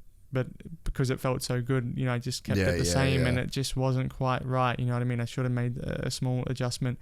Paul Ricard, I can't remember. I think we were like 11th or 12th in practice. Then in quali, the first run, I think I was like 6/10 clear of anyone on pole. And then the second run, I was, on the out lap. I felt the turbo. There was an issue with the turbo, and there was like a sensor issue. So instead, when we're picking up the throttle, then the turbo kicks in, and it's kind of building up. But I could hear it just so it wasn't holding. Yeah. I'm like, fuck, we got an issue, trying to make it work. And, I ended up like qualifying. What's the difference in a lap time when something like that goes down? Like 6 tenths. Yeah, okay. Like it's a lot because you have no turbo build, so it's build it and then drops. Build it and drop. It's like having no turbo, especially then off the corners. So I qualified like P4, like only a tenth off, which was super annoying because we were so fast. But in the end, like no one knows that there was apart from some people from the outside world. Like even maybe and you and everyone else no one know that there was a turbo issue. Yeah, I was just off. Yeah, you know what I mean? I was like, I'm done with Jack exactly. Doohan. He's dead to me. Exactly. Shouldn't have a drive, bro. He's done. Yeah, he's done. And again, Hungary, P1 in practice, all good. Going to quali, and I'm P10, like 8 tenths off. Like, what is going on? Luckily, then won the race, but then a gearbox failure in the feature race on lap 1. And then we started to come back to quality performance. Started to realize, so that was a drawing point of like, I'm driving, this thing really well, and we just don't have the performance right now. We need to work out what's going on, because on low fuel and the hard tire, I can put it on P1, but where we need to be aggressive on the soft, it's just not working.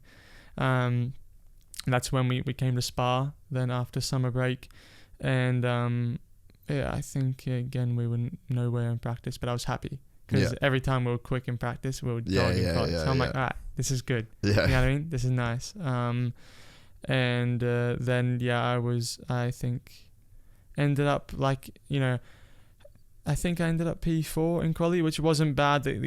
Car still wasn't 100%, but it wasn't bad for how it was, you know what I mean? And in the end, I was P2 in the sprint and won the feature. So it was strong race pace. Which is hard to do because that's with the reverse grid, so we started P7. That just seems like the most annoying thing in the world, eh? It's super annoying. Like it's super. Like they do it to try and make it fair. Yeah. But there's like literally just nothing fair about it. But it's I not don't fair understand because it. you pole it because you're the quickest driver. Because you're the quickest guy. Exactly. And then they put you P10. It's like, P10. And if you get 10th and then you go on pole, then like that guy's always doing good in that the sprint race. Like, that to me just it doesn't seem like it works. Like the guy in 10th never gets back to first. Yeah. So like that would be the idea of it, right? Like the P10, the best you can really kind of hope for on a non, balls open track is P6, P6, 7, like in Barcelona, like that was a solid race, a couple of points, try and get faster lap. If not, that's all right. So to get P2 and P1 there was really good. But then, that's when I just kind of had a bit of bad luck going forward in the feature races. Then I was P1 in practice in Zandvoort, again shitting it going into quali, going fuck. Probably you know what I mean? Yeah.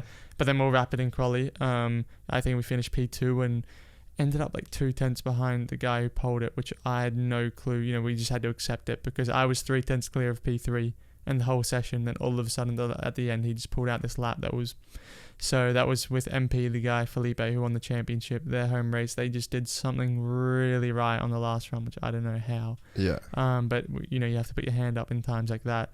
But we're P2, so I was decently happy. Zandvoort, you can't pass for anything. So me and him, literally the whole sprint race, were pushing and then a cool down lap. Pushing, a cool down lap. The cool down lap, I mean, a second off. Yeah. Just trying to go for fastest lap. Because we were P9 and 10, not in the points. You can't pass the Zandvoort, so we weren't going to get in the points. So we were battling for fastest lap for the whole race. And so you'd got to let your tyres cool down for a lap. And then how long does it take for your tyres to cool down on a lap? Usually in quali, you need to take a cool down lap. Like at the end of the lap, your rears are already going off. So really? Your rears are already on the limit. In the race, you're not, you're managing so much. So your throttle application, for second to third, I only get the full throttle midway through third gear. So you're like really babying it to get to full throttle. Yeah, so I'm getting the full throttle midway through third gear, where I'm fucking smacking it on in second, and abusing the tire in quali, complete flat. Like sick. Just absolutely, you give it 100% full beans, but quali, and in the race it's short shifting, super aggressive, braking, just before braking, but leading off the throttle, transitioning the weight forward gently, and then your initial brake. If you're like hard on the brake and then hard off it, it's immediately gonna push the car into you're changing the pitch super aggressively. You're then pitching the rear up the end, which can then cause a bit of rear locking, sliding. It's just not nice, for anything, especially when you're in such a heavy car at that point of the race. Then I got taken out in the feature race in Zandvoort on a safety car restart, went in P2, which was annoying. Good. Yeah, which is great. Then Monza, can't even remember how I was in practice in Monza. Was there practice in Monza? I don't even know. I'm pretty sure. I can't believe you remember all the stuff that you do. I can't. I think it was. I don't even remember where I was. I don't think I was back. I know. I actually were like P8, P9. And I was a little worried going into quali because I remember that that I was in a really good tow. You know what I mean? But I was like half a second off in the first sector, so I'm like, crap. Like I don't have waft. Or waft being engine. You know what I mean? I'm like, I'm gonna have to do something here because I don't. Clearly, I'm struggling a little bit here. But in the end, I think we were running quite heavy. The others weren't running really heavy. And I put it on pole with a good lap, not really much in the tow. And it came together, which was after a messy session. So I was quite stoked with. Sprint race, everyone was racing literally to kill, basically. So I think I finished like P6 or whatever. Which was safe. I could have gone forward, but at the risk of literally being taken out, so I was okay. And then feature race, looking for a good, 18 points if I finish P2, but I think we had the pace to win. And then my steering wheel fails on the formation lap. So I had to really basically bump start it to get off the line. So I lost, 10 positions off the line. And then nothing. Anyway, I would probably have stalled in the pit stop because I had no clutch paddles, I had no nothing. So I would have been out in the pit stop. And we in Formula 2, because of issues that they had with the clutch back in the day, they dedicated a specific throttle mapping that you have to use for the start, which is basically like at 10%, 20%, 10%, or say 20% throttle. Like that's like 70% engine. Yeah, right. So to make it so you don't stall, you know what I mean? Yeah. But then if you put on like 1% of pedal, that's like 10% of engine. Yeah. So it's actually so easy to go into wheel spin and to stuff it up. You know what I mean? Because that little adjustment is so much on the engine. So I'm stuck then even for that whole race in the throttle mapping where, we use first gear in the first chicane. So I would have just been chewing the rear tires as well, trying to manage it. So it was going to be, difficult anyway. And then then I get taken out into the second chicane anyway by this guy late moving and because he was going to get passed around the outside and completely right hands down into the side of the car, and the race was over anyway. So it's I haven't had my fair share for luck, but like I saw a little diagram this morning of a marble ball, right? There's two marble balls side by side, and there's one with a straight line. And there's one, with its up and down. In the end, the one that was up and down got to the end place faster than the one with the straight line. So I'm hoping I'm on that guy. I'm that guy. I'm on the up and down, and we're gonna get there. Yeah, well, I think that's like, what was I listening to yesterday? Oh, it was actually T-Pain of all people. I was watching a lot of YouTube time yesterday. Right. T-Pain was on Steve-O's podcast, and it was talking about. He's like, well, I blew up, I got rich, I got famous, and he's like, it was so long of just like pedaling up the hill, pedaling up the hill, and he's like, I made it, I was a millionaire, I was like top of the charts. And he's like, I thought I could stop pedaling. I thought that once you got to the top of the hill, you just coasted.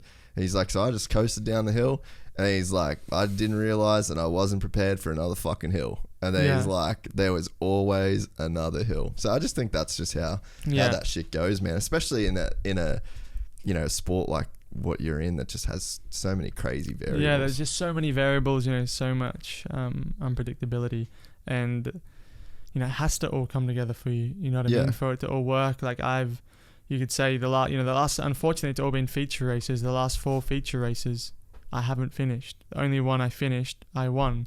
And in Hungary, I had a gearbox failure. In Amsterdam, I got taken out while in P2 on a safety car restart, which would have been a minimum 18 points. Say I got 10 at worst in Hungary, which is 5th. It's you're already talking 28 points, and I'm starting on pole in Monza, my steering wheel shits itself, and then I get taken out.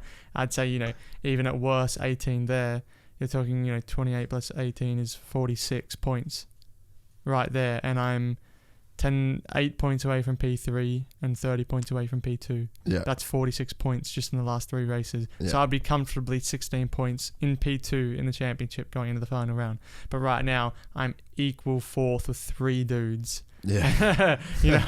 In the shittest spot possible, just from this, you know what I mean? Yeah. And it's tough, you know what I mean, to try and hope for a bit of, you're like hoping for a bit of luck, hoping for things to change. But yeah, it's tough times for sure. That's where you gotta, like we were saying before, focus on what's in your control and prioritize, me making sure, I'm in the headspace, connecting with the car well, and the last 4 rounds we've been 100% the fastest car on track. Yeah.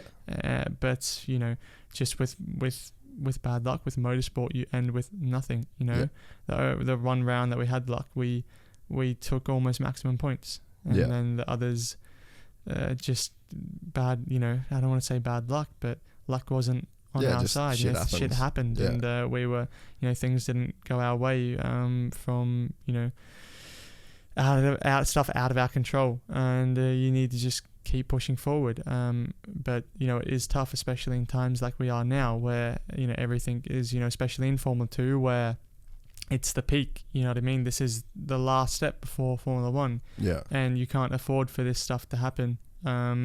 So it is tough knowing that, and everything's watching, and at the end of the year, people look at statistics, you know what I mean? Yeah. And no one remembers, this gearbox failure, got taken out here, steering wheel failed. It just says DNF, didn't finish. Yeah. Crash. Yeah. No one really knows why, no one cares. They just, he won the championship. Yeah. He's the fastest bloke there. And unfortunately, that's the reality, you know what I mean? So it's difficult to try and work towards that, but there's, in the end, there's nothing you can do, and try to just make all the on-track moments when things are connected, really make it happen, you know, and then put it together. Yeah, it's funny, you're talking about like the expectations and that side of things before. It's almost like those expectations that there's almost no point having expectations, because to have an expectation almost seems like to have a story in your head of how you want the thing to go. Yeah. Right? Like that's what an expectation would be. But it's like there's just an infinite amount of variables that could impact that story and the narrative that's in your head, for better or for worse. Exactly. So it almost just seems like a complete waste of time to do it. And there's so many times, like, this is a silly analogy, but how many times are you just driving a street car, right? And you'll hit the brakes and react to something that happens before you even think about it. And so, like, the other day I was driving into work, and this guy just legit, it's wet, just pulls out as I'm pretty much at the intersection. I go full fucking lock. Like, the car starts braking for itself. The ABS. ABS kicks in, locked up, a quick mirror check to the right. No one's there. Fucking dodge this dude. Old guy, just can't drive. And in that moment, like, at no point did I plan on that. Did I think about checking my mirror? Like, there's no thoughts going through your head. If you did, you would have crashed. Yeah. So it's almost like when you're driving the car, like, all of the things that you're doing, they're just on auto. Like, and so it's like that story that you're telling yourself of how something might go and how you want it to go, and, those expectations. It kind of, in the moment, nothing's going to happen that way anyway, because, like, you're going to do all of the things, I guess, without thinking about it. But then there's almost like a bit of a flip side of it, to where you look at a guy like Max or Lewis or those guys at the top, and there's got to be a huge percentage of them that is like running on ego and is like running on the story that they're telling themselves, to where it's like, I'm the fucking man. No one's beating me today. I'm, pumping themselves up. No, for sure. And then it almost seems, some of those guys, it seems like they have a way of it like going exactly the way that they think it's going to happen. So I wondered that when it comes to sport, is it's like, are you better off having that voice in your head and that ego and like setting those, the wheels into motion for yourself? But maybe it's a case of like, you can use that to a point. And then as soon as it's not working for you, then you just got to go blank and just let everything happen and just go off reactions. It's almost like reading the room. You know what I mean? Yeah. Knowing your place. Yeah. If you're in a position to come in and have the demeanor and attitude and sort of way about you to come in, it's like, all right, when I enter this track, all these other blokes are going to know that they're racing for second. Yeah. And that's just how it is. You know, I'm coming in here and I'm winning. You know what I mean? And I'm the top dog here. I'm Max Verstappen, you know what I mean? I've got, the right package at the moment. I'm better than all you blokes. Start thinking about who you're going to be battling for second, because that's just how it is. You know what I mean? Yeah. But a few years ago, it couldn't be the way. You know what I mean? You have to read almost reading the season or reading the area. You know what I mean? Because you can't. There's always, not always, but especially when you're Max. But if you're coming through, you know what I mean? Like coming through the ranks, there's always going to be a bigger top dog, someone at that step that's a little bit more, depending on where you're coming through. So you need to understand where you are, what be in your place, obviously you can play a little bit through that, not being too much, because you don't know how that's perceived, and you're judged on everything, especially in that spotlight. Every little thing you do is judged to the point of extreme definition. So you need to make sure that where you are is in the right place. Otherwise, it's like, all right, he's cocky and he's being, he has a huge ego, but he's world champion and he's taking the piss, so it's okay. You know what I mean? He gets away with it. But if he was like that and, say Latifi. in the mid, or even just in the midfield, you know what I mean? Then it's like, bro, like, that's not where you are right now, but then you have, like, I think Sebastian, like Vettel, and when he was in his prime, he was still that humble guy, nice, and didn't really have that, he didn't have to do that. They knew, you know what I mean? They were, and I'm sure Max will probably, kind of position or go into that sort of way, but he was a nice guy that wasn't showy or not so super ego, but just because of his raw talent and driving ability. And I think just competitiveness too. Yeah, and exactly. That's the one thing with you that, like, people probably, I don't think people could see how competitive you are unless you're like really around you. Like, it's actually like disgusting. It's disgusting how competitive you are. And it's like, I just think that's probably one of like the really defining factors with like legitimate champions. And I think that's one thing with you that you just don't have to worry about, is like this crazy hard work and work ethic that you've got. And then that's backed up, or that's probably fueled by the just insane competitiveness to just, that's like I said, be good at wakeboarding and be good at, skydiving, and, like you want to learn the right tech. There's just a competitiveness that's in you, and that I'd say that it'd be in your dad. Well, it definitely is in your dad. No. Like, even the way he is with business and the way he is with literally everything he does in life is just like fucking hectic, like he just wants shit done right his way, like done. And I think that's probably, you sort of don't need to have that. Maybe people's ego just comes off the back of competitiveness, like any of the ego that Max would have, or any of the ego that Vettel would have had, is just straight as a result of the want that they have to win, and just not letting things get in, like not letting being polite to this person at this one particular, like, and it might get taken as arrogance, but it's like, bro, I just don't give a fuck. I want to win this race this weekend. That's exactly. No, for sure. And getting back to, like, you're talking about the skydiving and the wakeboarding or whatever, I spent a bit of time with Mick throughout this year, and we go surfing at the wave pool. Mick Schumacher, we go surfing the wave pool in Switzerland. Like, it's like an hour and a half from his place, and he brings his camera, the tripod, and sets it up. Depending, so he can see. He's on left and I'm on right, and sometimes I'll go over and surf on the left with him, and then he'll come over on the right.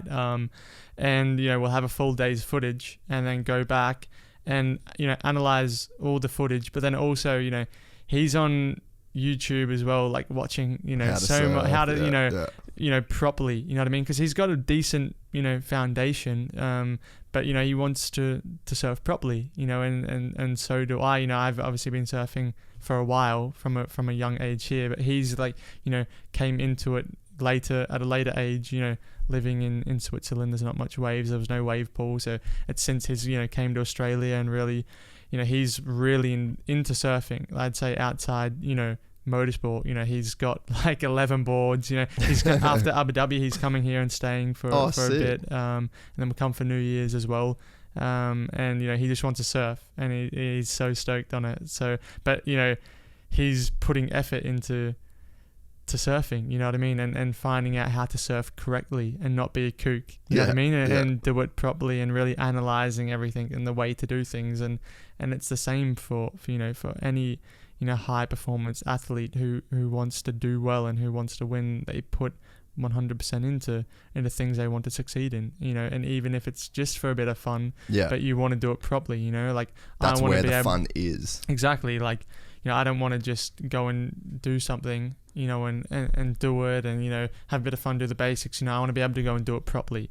Like if when we go to Abu Dhabi at the end of the year, and we have a couple of days off and go to the indoor skydiving, I want to be able to go and do that properly. I'll come do that with you. Yeah. That'd be sick. It's sick at the mall there, and they've got a huge one. Really? Yeah, they've got a huge one there. So and I want to go and do that properly, not be in the first times class and working out. I want to be able to maneuver my body well, not be, stuck with the instructor in there, and do it properly. You know what I mean?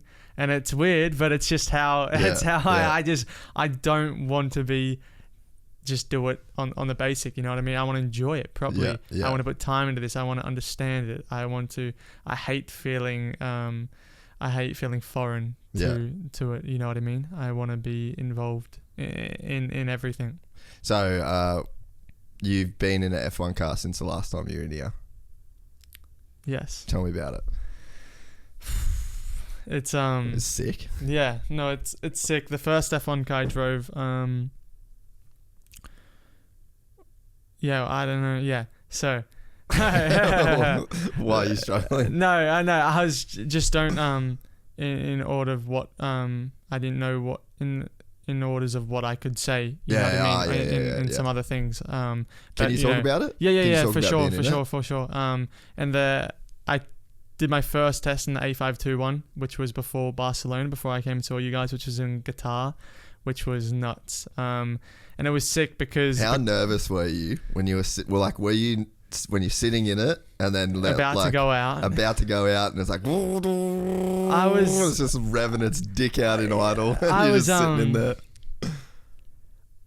Yeah, like there was nerves, of like driving it, of course, but then I think like the nerves were overcame by like trying to like take that away and be like, holy shit, like this has been my dream since I could have ever imagined to drive a Formula 1 car. Like, holy shit, you know what I mean? I'm about to drive a Formula 1 car right now, go out, and I think that just the feeling of doing that kind of overcame the nerves for that bit, you know what I mean?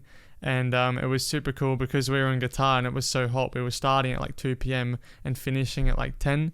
So we were getting this sick afternoon into sunset session, into night driving, you know what I mean? Which was unbelievable. And the car's just on another level, coming from Formula 2 to Formula 1, with how good the brakes are and the aero, I don't have to brake anywhere near as hard as I have to do in Formula 2. So I have to adapt to that. Otherwise, we're just overslowing the car.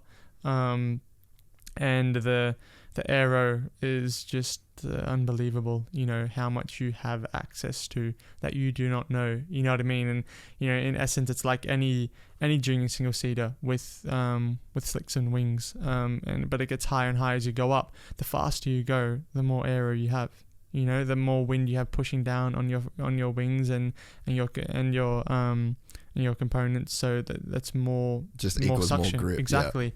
Yeah. Obviously, there's a point where Yeah. where there's a limit to that point. But you know, you need to keep finding it. You know, you need to know where that limit is on how much grip you have available. And when you haven't done anything else like that before, you know, it's difficult to know how much there is to give before that limit and not going over that. So that was really cool to understand how much you can use, you know, how much grip you actually have. And it's compared to anything I've ever drove, it's just on another level. You know, it's the trust that you can have in the car to just hook in is just like literally on rails. And then, yeah, the G's is quite something. You know, your neck under braking. So it's braking. That's the what? Braking. And laterally for me, I was fine. Definitely in guitar, the last guitar's quite high speed. The last section there's this triple right, and you know, it's just a flat or a small lift, flat, and then another flat right, and it's just like. Like, and then you get to the last left, you're like, oh, it's just that small little bit every time. But for me, when I first made my seat, I didn't make it so my hands device was touching the headrest. There was a small gap, and acceleration in any car has never been a thing for me. You know, if I was to hop in a road car, you know, with someone, you know, high performance road car and put the throttle down full, you know, I could keep my head back, but everyone else would be like, holy shit, you know, put the head would go back and be like, whoa, bro, like, this is stuff. But like, I'd never had an acceleration issue with anything, right? But midway through that day and to the end, I was just looking at the shift lights. I couldn't, and the shift beep, I could not see the dash for shit. My head was back. Oh, really? On the show, like, beep, bum, beep, bum. And I went to Barcelona and I spoke to Fernando. I'm like, dude, I could not keep my head down. He's like, you didn't put your hands device on the headrest? I'm like, no. He's like, mate, you got to do that. So I made another seat. I'm like, put this bitch back on the headrest. And it was so much better. Oh, just that's like, good. because it's not, you know, pushing back. You're just there, and it's not really fatigued, because it's not really an area that is crucial. You know what I mean? Because usually you're in that position anyway, so it's never a vulnerable area. And braking is just like, my neck was strong, but honestly, it was just so abnormal that like my like body inside it wanted to like come out, so like it was just That's like my chest so and everything gnarly. like just coming forward. So like it wasn't a jolt down to my head, but it was just like, if you think about like your shoulders just going back, you know what I mean, everything just wanting to come forward. So it was strange. And then I drove the car in Monza before Silverstone, where braking, you know, is massive. You know, you're coming from like 350 down the main straight, and you're braking in the F2 car. I'm braking at the 150 there, and it's like on the limit, you know, rears are locking, you feel it in the air, and it's like difficult. And in the F1 car, I'm braking at the 90, you know, 60 meters later. That's insane, coming at 350, dude. And it just stops, bro. And your whole body's like, vroom, just wanting to come forward. So your belts need to be like rocket tight. You know, to get my just normal belt that goes over my waist, you know, I literally have to suck in to get that one to shut, so it's that tight. You know what I mean? It's pushing down to clip in. Otherwise, you know, it's not in my, you know, the crown jewels need to be in their correct places. Really got to get them tucked in order to have those crotch straps there, because you do not want a pinched nut. I tell you, it is not. I've had it a couple of times. I've had to box. Like, you have to box 100%. Luckily, never in a.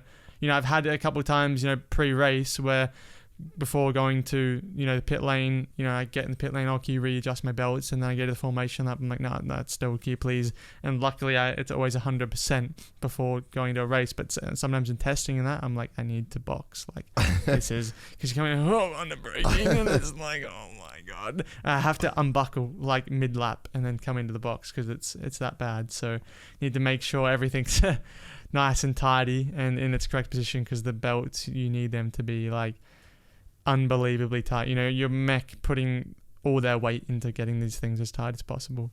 That's insane, dude, eh? It's, yeah. But it was fun? Yeah, so much fun. It was really good. And then I got out in the car at the end a couple of weeks ago, which was really cool because I really got to actually push it. You know what I mean? Yeah, so you were saying that was the first time you got to like actually send it. You know, because I didn't really have to. The other times I was, you know, taking the learning process, really going to all fundamentals, making sure I was completely under control, you know, learning everything within a limit. And then there I got to actually, you know, not first time, but like I really had, you know, over the lap, the thing was moving like no tomorrow instead of it just being hooked up. You know what I mean? Just safe and smooth, and it was all over the place, which was nice to have that feeling. Dude, I just can't imagine the feeling of just sitting in that much money. You know, like so much time, so much money. It's just not like you can go to Super Cheap and get any of the parts. To be honest, I've never thought about that. I'm like, oh, I'm actually sitting in this thing. It's quite a bit expensive. Yeah, it's just like, let's just go throw this thing down the road. Let's do 350 in this bad boy. Let's do 350 and turn this thing in flat and see if it sticks. Was the team like pumped and the feedback and all? Like, what was the process of, I guess, like working with like the F1 staff? You know, because you've got a different level of engineers, a different level of experience, a different level of feedback. Yeah, everything's Plato. You know what I mean? Everything's calm, mellow, very like clinical. Just clinical, yeah. Nothing's too, you know, smiles here and there, but everything's under the same voice manner all the time. Was that weird? Yeah, I think as well. You know, I don't really have. You know, now I'm spending more and more time with them, so I'm creating a bit more of a relationship. But especially at that point in time, it was very new. Yeah. And, you know, they have a process. They have a way to run through things. They have so much going on. You know, there was really no emotion outside of it. You know, it was the test. You know, I had emotion. You know, Dad, you know, everyone, I was smiling. I couldn't stop smiling, of course. But, you know, they were running a Formula 1 car. And it's a program, you know what I mean? It's not like going out and having a run in something and, you know, it's all good fun and games. It's not a rental car. No, it's serious stuff, Yeah. you know? So everyone's very clinical, very serious, very mellow. And, you know, especially the engineer for the test team, Dom, he's super Plato and super always in the exact same voice at all times, which is cool, you know what I mean? And he's just always, whether it's in briefings over the radio, speaking to you over the phone, you know, it's always the exact same. And for an engineer, that's cool. It's like kind of the guy you need as an engineer, right? And then, you know, you run through all your other different departments that you have there, that go through their briefing as well. And everyone's so focused on what they're doing as well, because 100 things are always, you know, staying on top of things and doing maintenance. So then they just chip in quickly for the part of the briefing. And, you know, they're work focused as well. So they're coming in, they go through their little debrief and go back to doing what they're doing. So it's all very, very, you know, in like procedure, structure. Yeah. And that's it. Because you got to think that, you know, you think that there's pressure on you. Like, dude, imagine being the guy that's like fueling the thing, putting the tires on it. Like, there would be so much pressure at every single contact point of that car. Like, even, who was on the weekend that had his fuel? Oh, fuck. Gasly. Gasly's fucking thing just exploded. Yeah. Like, just in the pits. And it's like, that's so routine. Yeah. There's so many, you know, like, how many times you putting fuel in a car on a weekend or over a season. So it's just like, they're just running on such a razor's edge with like all of the machinery, and even the way that, like, I think about the coding that people would be doing, like, for steering wheels and for mapping. Honestly, the mappings, the dash, it's so gnarly. For the gears, the coding is unbelievable. You know, the job that the performance engineer is doing is unbelievable. It's like a spaceship. Yeah, honestly. So, you know, that's one of the areas that you can go into, that you also go into when you speak about space, and you speak about, you know, the infinity of the amount of, you know, there's for every grain of sand there is on Earth, there's 10 times the amount of stars in the universe.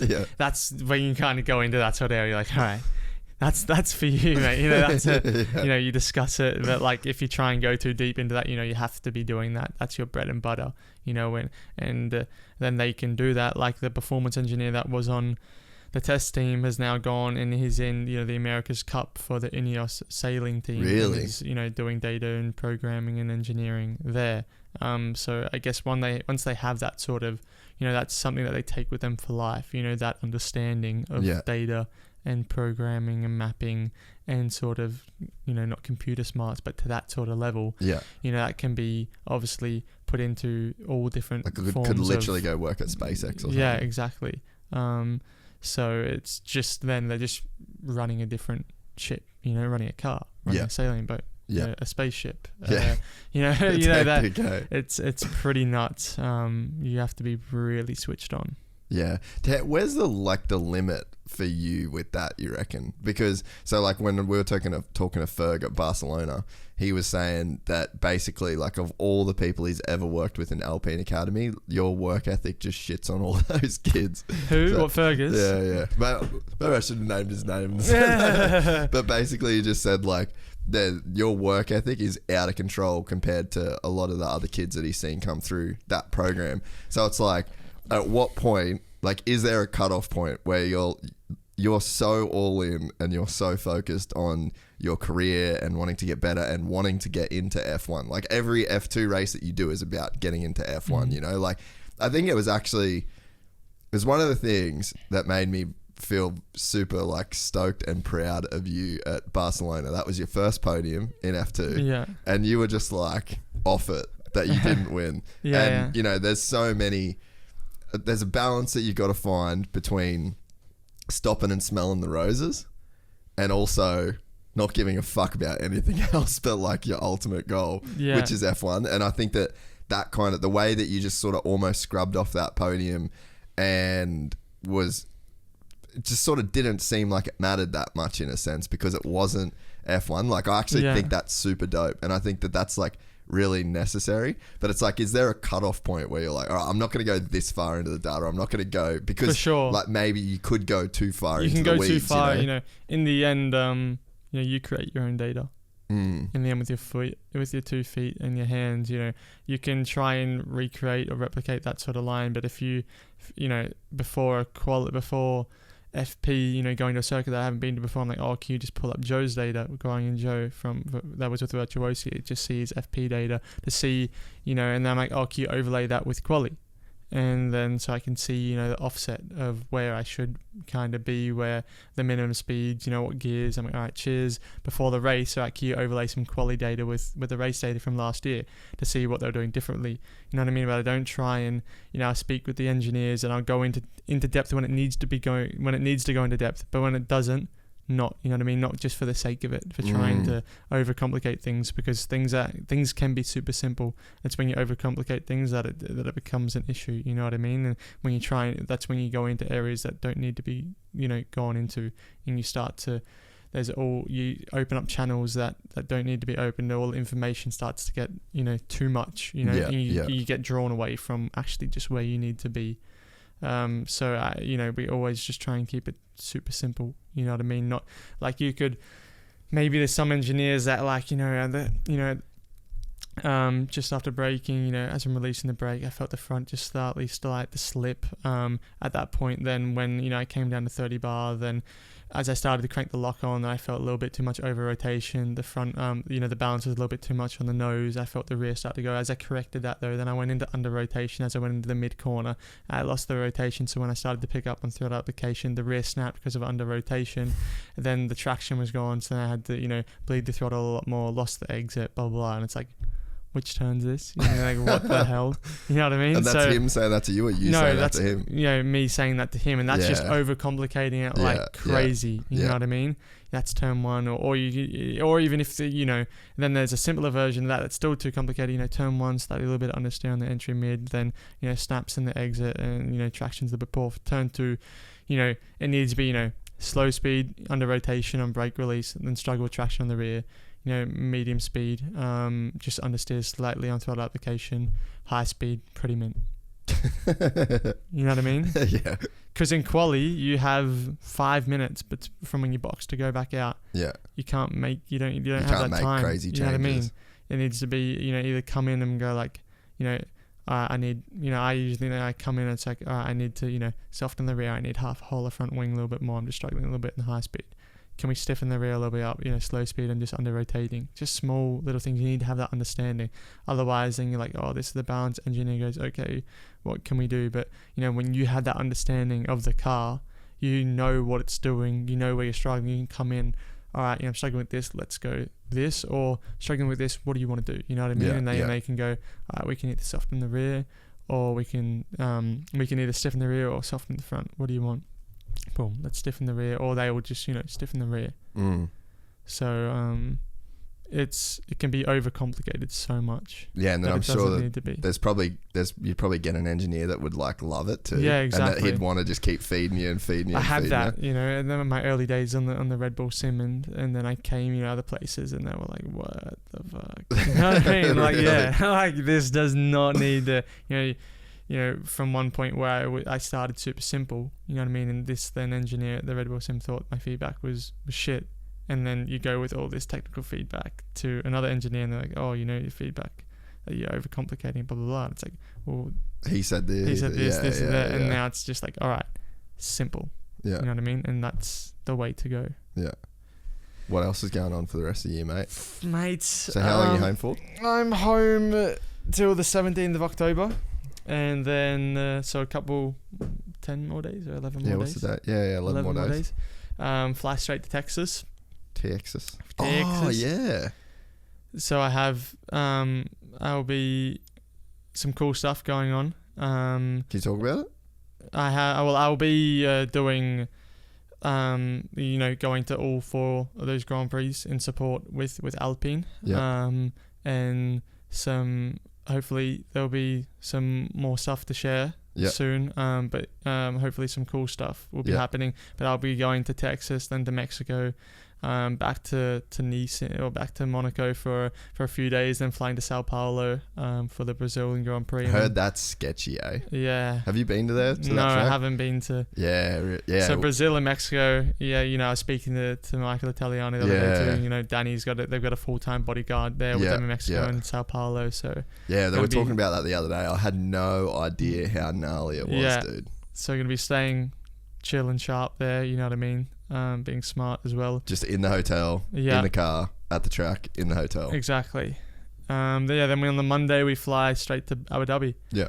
Then have the Abu Dhabi race weekend. Then the Monday off. Then the Tuesday there's hopefully young driver F1 testing. Yeah. And then. So wait, what day is that? On the Tuesday after Abu Dhabi. Will I be able to come to that? Yeah. Fuck yeah. I'll come to that for sure. And then Wednesday, Thursday, Friday is F2 postseason testing. Sick. That they have there. And then... So you'll do all those? Yeah, depending on what's going on at the moment, most probably. There's, quite a bit going on obviously at the moment. So it's been a crazy off season, man. Crazy off season. Oh, not even off season. It's just been a crazy time. Season, yeah. And then, they'll take the Saturday, Sunday in Abu Dhabi after that testing to maybe go into the dunes, have a bit of fun, see what's going on. And then on the Monday... Let's try line some cool shit up. Yeah, 100%. I've started talking to some dudes over there, trying to get some shit going. I reckon, sick. Yeah, we could definitely No, 100%, yeah. Yeah. And then I think on the Saturday or the Sunday or one time then I'm going to go riding in the dunes. On what? Dirt bikes, Dude, yeah. Sick. Yeah, who are you going to go with? My Sergi and George Russell's performance coach as well. Oh, sick. They're keen, so I'm going to try and do that, which will be dope. We should do that. Yeah, I'm definitely and then on the 28th on the Monday, going to fly back here to Oz, which will be sick to have a good couple months home. Yeah. Which will be really, really cool, because last year I only got... With 2 weeks of quarantine, and then I had a week and a half out, then I had COVID, so I really only had a week and a half at home. Yeah. So I'm keen for a couple of weeks. Dude, that's gonna be so sick. We'll be. I'm excited for that. Then. Mate, it's gonna be fucking sweet. It's gonna be real good. Yeah, I'm keen to try and get a 450 over there with some sand tires on it. I've never ridden dunes or anything like that. No, yeah, me neither. I reckon it'll be just such a cool experience. You know what I mean? Just do you like it over there? Yeah. I really like Dubai and Abu Dhabi. It's a sick place, dude. or people are super nice. It's hot obviously, but facilities. Well, that time of the year it's going to be all right. Yeah, facilities. Everything is just so well done. It's a different part of the world, but I really enjoy it. It's cool. I really like going to Bahrain and to the Middle East, but especially Dubai and Abu Dhabi. It's a cool place, and I'm keen to have another bogan over there, mate. Dude, it'd be so much fun. I really want to drive around Yas Marina. Yeah, well, you can get around in those little single seaters and that. We there, should can't do you? it. You probably won't be able to drive. You could coach me. I might be able to do a post, but they wouldn't allow me to go around the circuit pre-race, but post-race. Oh, yeah. Post-race would you be able to? We can sort it out. Maybe on Saturday or Sunday we can go around. Sick. But we'll go indoor karting. Me and the team, we always go indoor kart. Like last year we did indoor karting after the race weekend before testing. Sick. There's a kart track there. Yeah, right. It's sick. So we'll go show you how to kart. Dude, so I'll take them over. I just got those Cardo systems. They're like the helmet talkie things. Oh yeah, so we can talk to each other. Yeah, tell you how shit you're doing. Yeah, I'd gonna smoke you 100%, bro. Yeah. Righto. Well, you've got oh no, we still got 15 minutes. What else should we talk about? Or you want to go? Up to you. Huh? Up to you. You're giving me real Jeffrey Dahmer vibes right now, eh? Well, depends. Did you watch? So how far into that are you? Just past one episode. Oh, so you've only seen the first episode. It's hectic. So you had the right. We spoke about it a bit before. So you had the right call that anyone that has watched we'll just talk about the first ep because that's all JD's seen. If you're in that situation, which you probably won't find yourself. Yeah, I probably will not be going back to a bloke's apartment other than... Dude, it's like shot well though. Like that series. Oh, it's phenomenal. Like, but even I literally, I think it was while I was sitting in the car, I was reading, the actor who had to play, him, Jeffrey, and they said it's the hardest thing he's ever had to do. Really? Yeah, dude. Like, dude, it must be so fucked. So creepy. Like to be that guy. Oh, mate. The anxiety that I had. So I watched the first episode. I've watched the first episode twice because I ended up going home and watching it with Anna. Yeah. And like even the second time watching it, and you just know what's coming, but it was just still like it just gets you, dude. Eh? Oh, and his room, the apartment, the bed. I can't believe the way that the cops, like, he was just so like blasé. Like, he had to have known that he was gonna get caught. I know. He's like, you want to come in? And then he would have been like, do you have a permit?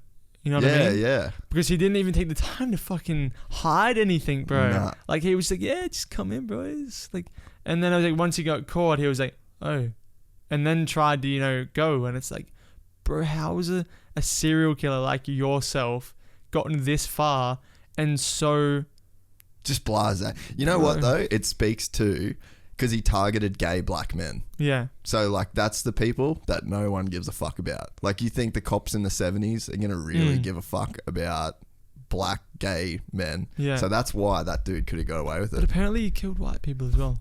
Oh, did he? I think I said that. I said that to my mum. I said, I'm sweet, Wait, it's all good. She said, no, you guys are white people. I'm like, oh. You're a snack. You're a snack.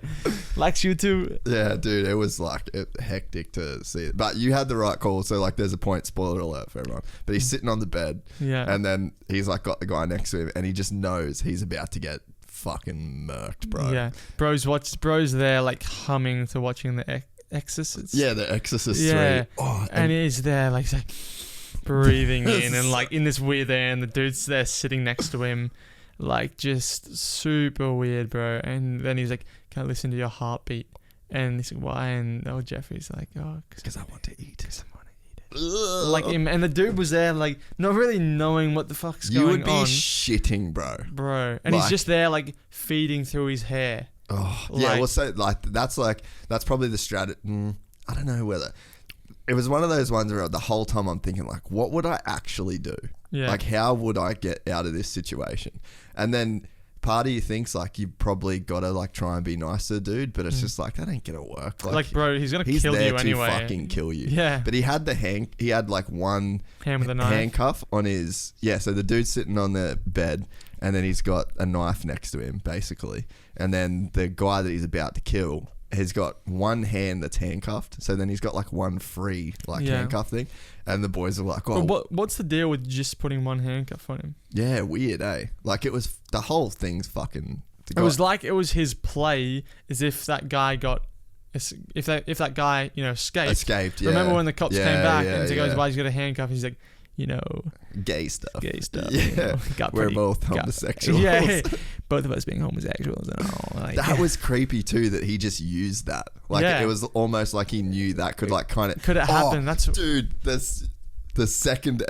You have to watch the second episode tonight. It's fucking heck. I just had like a full flashback because the same thing happens again. Okay, yeah. Like in a similar way in the second episode. But yeah, if you're on that bed, this is the tip to anybody, right? If this ever happens to you, handcuff. jiu-jitsu won't work. All right. So the boys, don't rear naked choke him. Yeah, the boys are like, "Oh, would you rear naked choke him?" And I'm like, "No." I would take that fucking handcuff and I would like literally, you go right across the bridge of the nose, try and make his fucking eyes, because your eyes would just instantly start to like water and you'd have like blood and shit everywhere. Yeah. And then the crazy thing is, like you were saying, it's like he fucking kind of half gets away and then he just runs for the door. It's like, all right, stop all of this. What you need to do is kill that fucking guy. Make sure he doesn't get back up. Don't like hook him and then go, oh, the door, and run to the door. Like, when you hook him again. Yeah, and again. Until you hear that guy not breathing and then go to the door. Yeah, it was hectic. So anyone, if you want to watch some real like kooky weird shit. But apparently, wait, can you look this up, Griff, actually? Jeffrey Dahmer copycat killer. Like, I think there was like a recent thing where like this guy like pretty much just went and tried to do like basically the same thing. Christopher Scarver. Go down. I think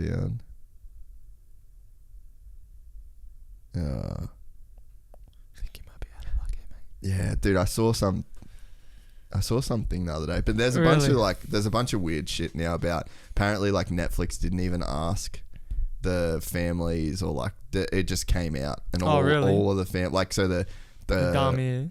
What's that? The no, like the victims. Oh, the victims. Yeah. Right, so like there's like one of the episodes, because they go through like the whole court case. Yeah. And then so like one of the sisters of the victims that was like on the stand testifying, like there's literally reenacted everything she said, and then it just comes out on Netflix. Imagine how weird that would be. Yeah, like it just comes out on Netflix and you see your testimony on a thing. It's so weird, huh? Super fucking weird. Fucking crazy shit. So that's Jeffrey Dahmer. Dahmer. We've ended the podcast on that. On that weird serial killer shit. Yep.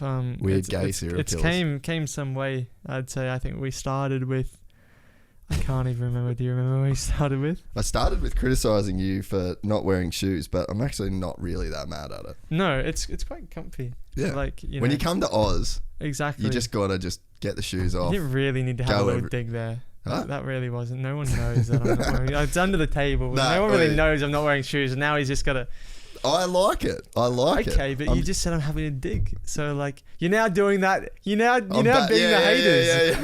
He came, he was criticizing, and now he's backstepping because he feels bad. No, but I do it all the time. There's sometimes I come to work wearing the most fucked up shorts. Don't try and make me feel better. I'm not trying to make you feel better. You're trying to make you feel better. I'm just saying it's one of the good things about the podcast. It's like literally here up. Exactly. I could be doing these things completely naked under the table, and no one would ever know. No, even with binoculars, no one would ever. All right, get out of here. You got to go skydiving, you fucking weirdo. I love it. Cheers, brother. Cheers, brother. Love you, doggy. Love you so much. If you enjoyed this content, please like and subscribe. And to listen to the full 3-hour podcast, search Gypsy Tales in your favorite podcast platform or click the link in the description below. Gypsy Gang.